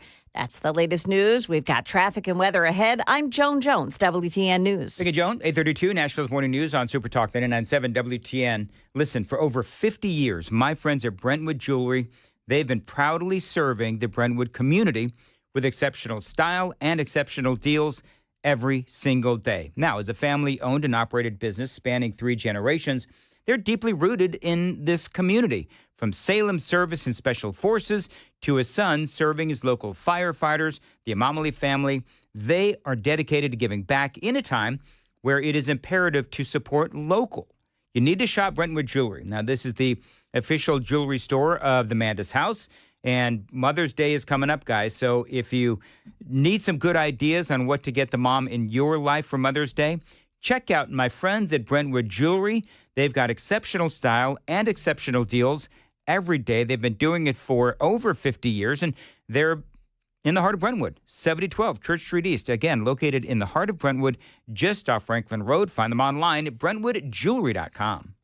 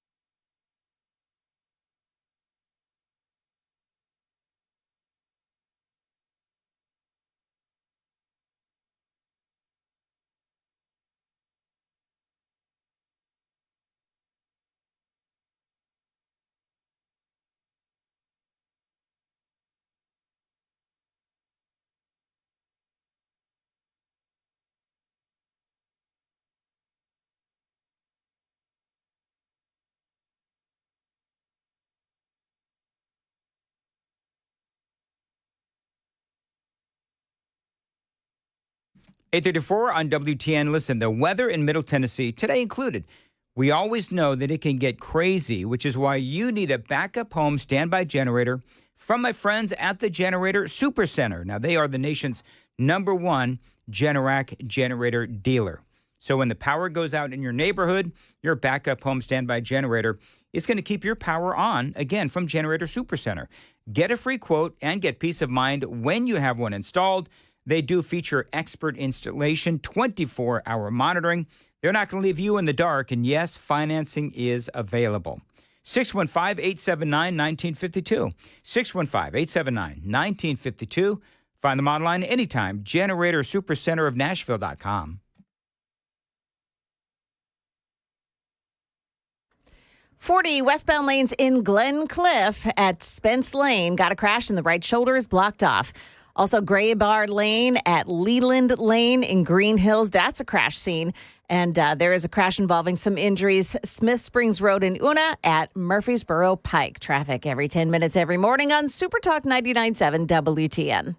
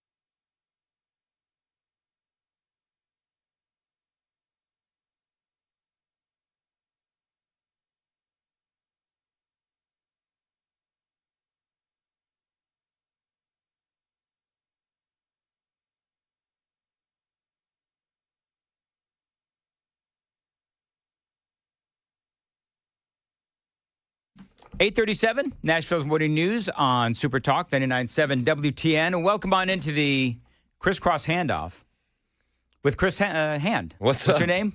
What is my name? You did forget his name earlier. You And- said Did at you 9 really? a.m. He said at 9 a.m. we have what's his name? Oh, I was kidding. I know you were kidding, I but intentionally it's said, what's his name? I know, but that's took funny that. how you almost forgot his name. I took that personally. And honestly, I don't even remember the context. I think I was saying that we all loved each other here.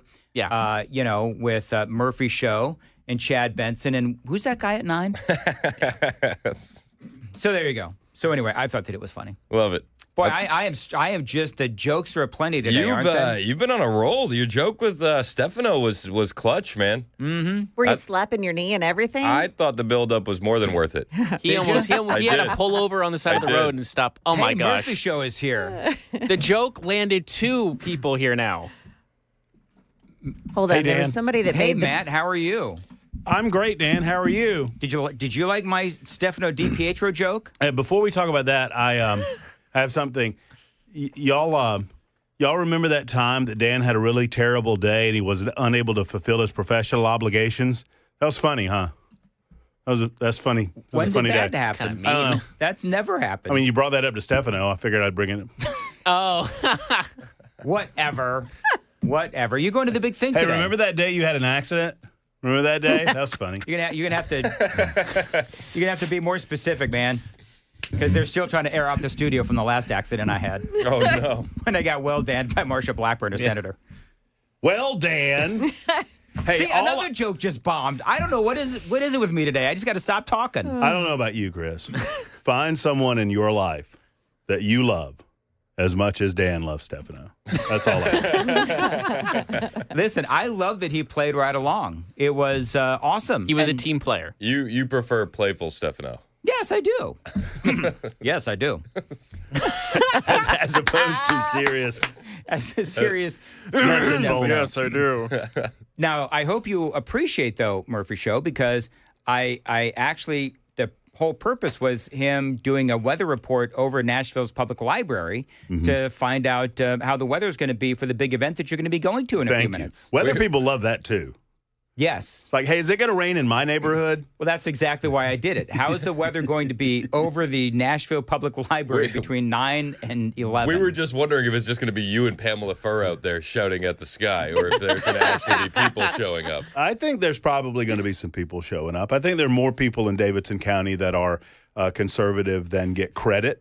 And I think oftentimes on this radio station. I mean, and I include myself. I think there's a lot of conservatives that are underrepresented in Davidson County. I think a lot of people are still pissed off about the 34% property tax increase that Cooper shoved down our throats. And there's really not a lot that these folks can do. There's really not a lot that any Davidson County resident can do outside of express their displeasure and threaten Freddie with re-election. Well, and also Metro City Council, because they've got to approve it. Right. Well, what happens is, and I've gone over this on my show, what happens is Freddie O'Connell presents a budget, and that budget will include the tax increases that he expects. And in order for the Metro Council to disapprove of the tax increases, they have to cut millions of dollars out of the budget in specific programs. And no one on that Metro Council is going to be willing to tell these individual programs that they're going to lose millions of dollars because they're not willing to increase the property taxes. It's a more difficult lift for the Metro Council to disapprove it. So I think if Freddie proposes it, it is absolutely 100% going to happen. Well, so I read, too, though, that the Metro City Council can actually propose or approve a higher property tax rate if they so choose. Sure. Yeah, so, I mean, they can. Yeah. And this Metro Council? They could. Maybe will. I don't know. I was going to say. They don't fear not getting reelected. And that's the problem.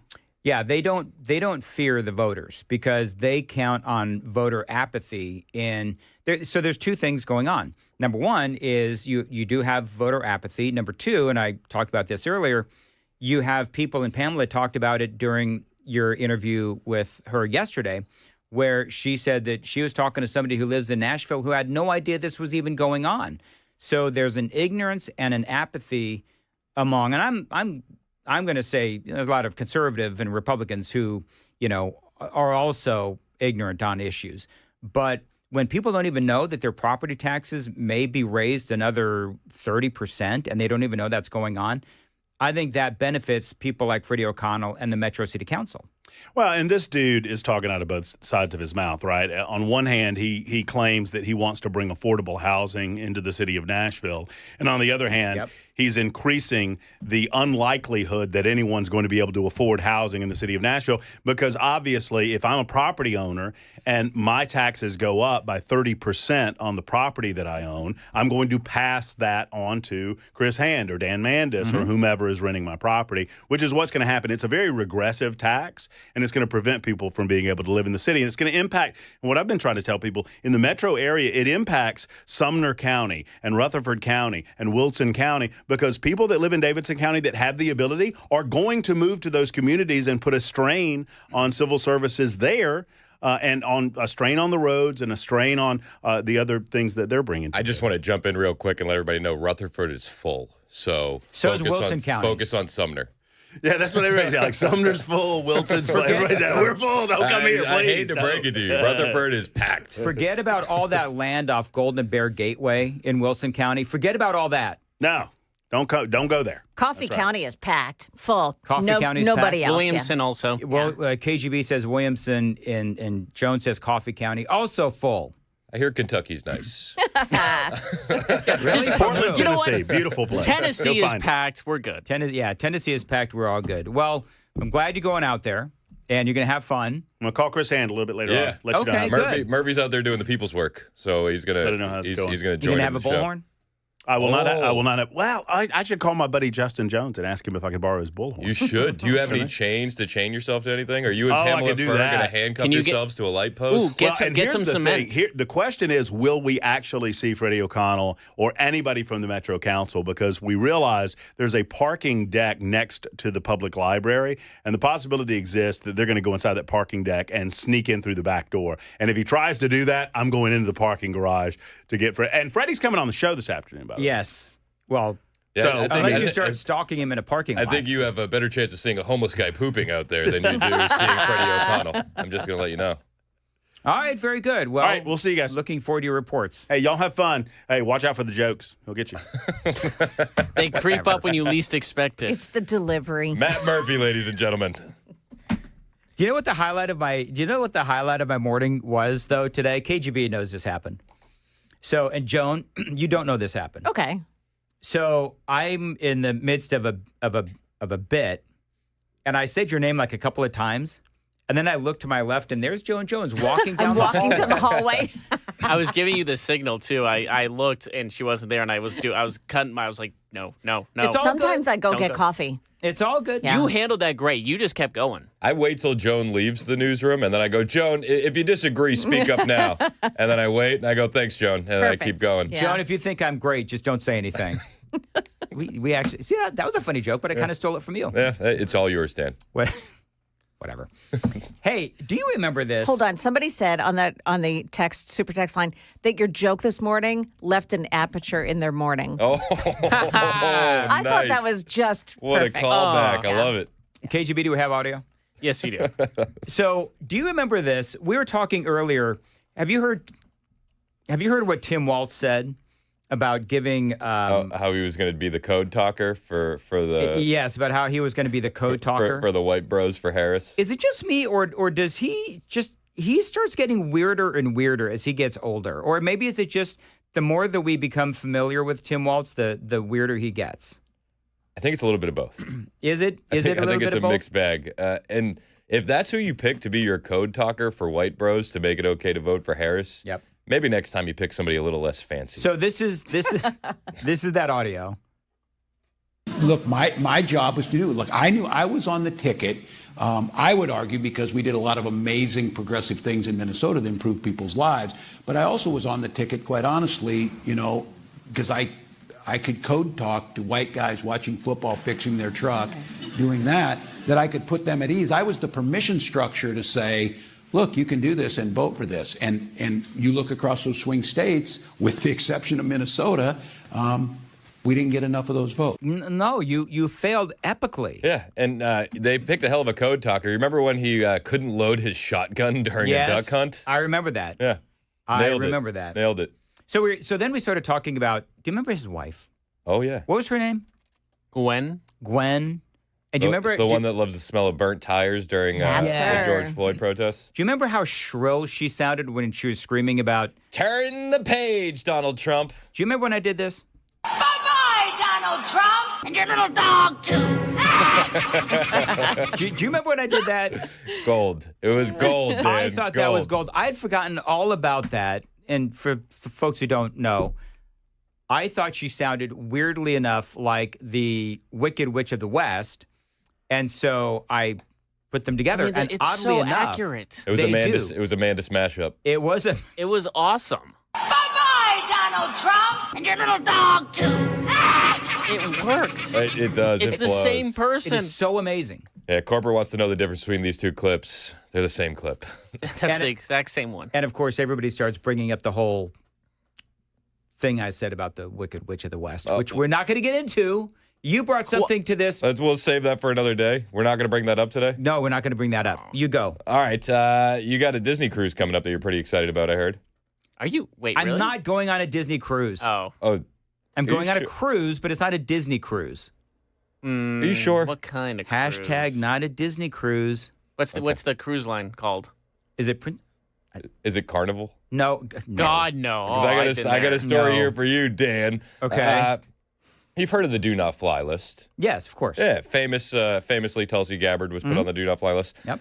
Well, have you heard of the Do Not Sail list? No. Apparently, there's a Do Not Sail list, and after a major brawl on a Carnival cruise ship, dozens have landed on the Do Not Sail list. There was a video going viral, where you can see a bunch of passengers pushing their way to barriers, getting into fights on this cruise ship. Several people can be seen hovering over a man, forced to the ground, punching him. Oh my goodness! It was chaos on a boat, and so you have dozens of people now, at least 24, reported the New York Post, on a Do Not Sail list. Oddly enough, it also looked like a food court from a mall, because the same thing happens there. You know what they need to bring back? A Do Not Mall list, or make people walk the plank. Oh, I like that. Make walking the plank great again? Yes. Did you know that they have on cruise ships? Did you know that they have a jail on a cruise ship? Oh, yeah. Really? Did you know that? Yeah. Yeah. They have a jail. Have you been in the jail? Have not been. I actually wanted a little tour of it. And did you know that people, it actually happens fairly often that people die on cruise ships. So they've got a little kind of a morgue thing, too. Because think about who goes on cruise ships. This is weird things I Google at night. You're worrying me. What happens if I die on this cruise? Yeah, well, we're gonna finish the damn cruise. I can tell you that. You'll be under the sea. Nobody's turning the boat around, Dan. We'll put you on ice for the remaining 4 days. You're not gonna get a refund on the drink package, and we'll dock on the same day. When I was talking to Amy about how because old people go on cruises. I mean that's what happens. So I was telling Amy about it. And she said, well, if you die on the cruise, then can I take over your drink package so that I can have 2 drink packages?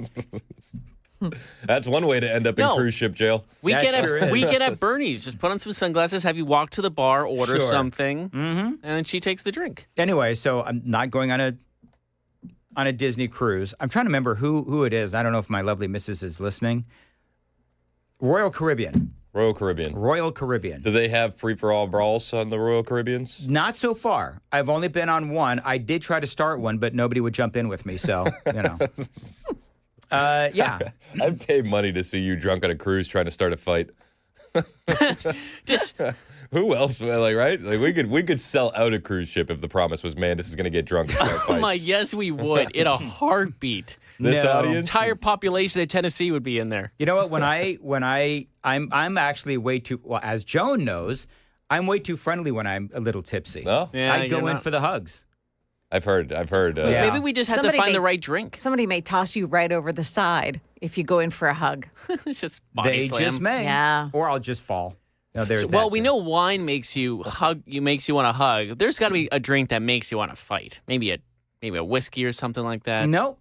I'm not gin. KGB, I'm a lover, not a fighter. Okay. Is that supposed to be a own on me? Can I just ask, did that sound as creepy as it felt? Yeah. Cringe. I didn't know. Totally. I didn't know how I was supposed to react. Hey, the silence from Joan was really what told us yes. On the heels of that, can we talk about Joan's cookies? Oh my gosh, weren't they great? So I left here and I only had one. And I didn't feel... Those are rookie numbers. They are. You had like 4. I asked Chris, did you hate yourself after you had 4 Joan cookies? No, I loved myself as much as I always do. He loved himself as much. I think I need to start rubbing off on you. I think you need some self-loathing Is like that what I I do. need? Is Yeah, that what I need? Maybe. I've got enough self-loathing for the whole staff.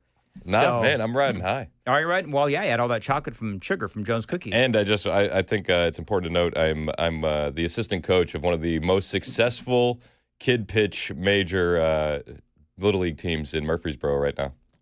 Yeah. Game last night? We had a huge game last night. Come from behind victory. Is it T-ball? Yeah. No. It's coach pitch. Coach pitch. Okay. What's the AP poll have? It was the Mets versus the Yankees, and my Mets pulled it out. We came from behind. Big victory. Okay. We're very excited. One Mets team is winning. I'm walking around. I'm flying high today. So, number one, are you the coach that gets to pitch? No.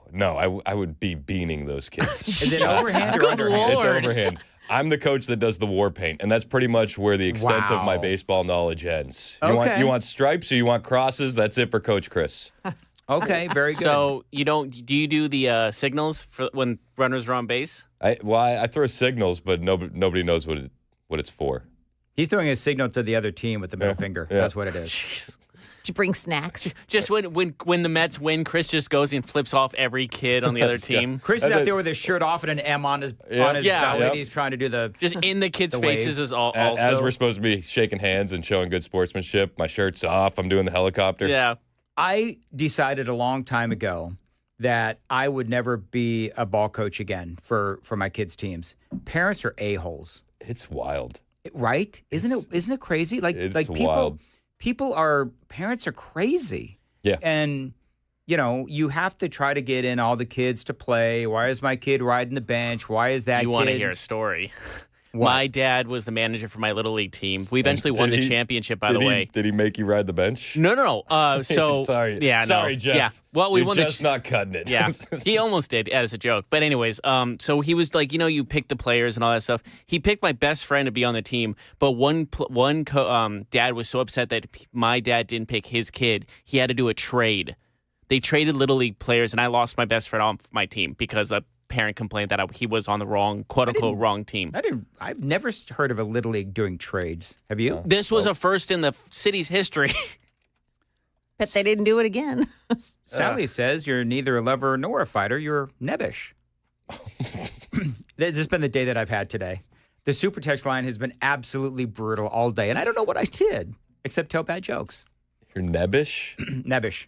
You brought back the great Gwen audio. Be proud of that. I did. At least I did something right today. All right. Well, on that rather awkward pause note, thanks for jumping in, guys. I was looking up the definition of nebbish. Oh, it's a person, especially a man, who is regarded as pitifully ineffectual, timid, or submissive. There you go. That's harsh. They did little harsh, Sally. Little harsh. You gotta get some ice for that burn later. Oh, jeez. Whatever. Joan, what's coming up? Well, you might be getting your eyeball scanned in Nashville soon. That's coming up here at 9 o'clock on Super Talk 99.7 WTN. Chris, what's coming up? Oh.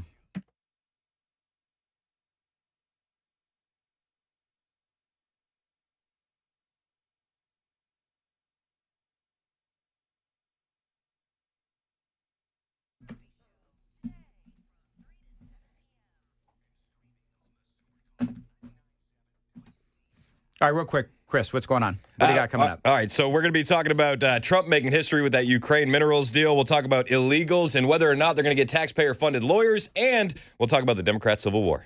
Dan Matt is here on Super Talk 99.7 WTN. Listen, if you've got a European car, I've got great news for you. There is a new place to get your European vehicle serviced. They're called Renstall. It's a great family-owned company. It's not open yet. It's going to be open in the month of May, but stay close. I'm going to give you a phone number. You can actually start making your appointments now. Renstall offers the best technicians, the latest and greatest diagnostic equipment, and yes, they are dedicated to customer service.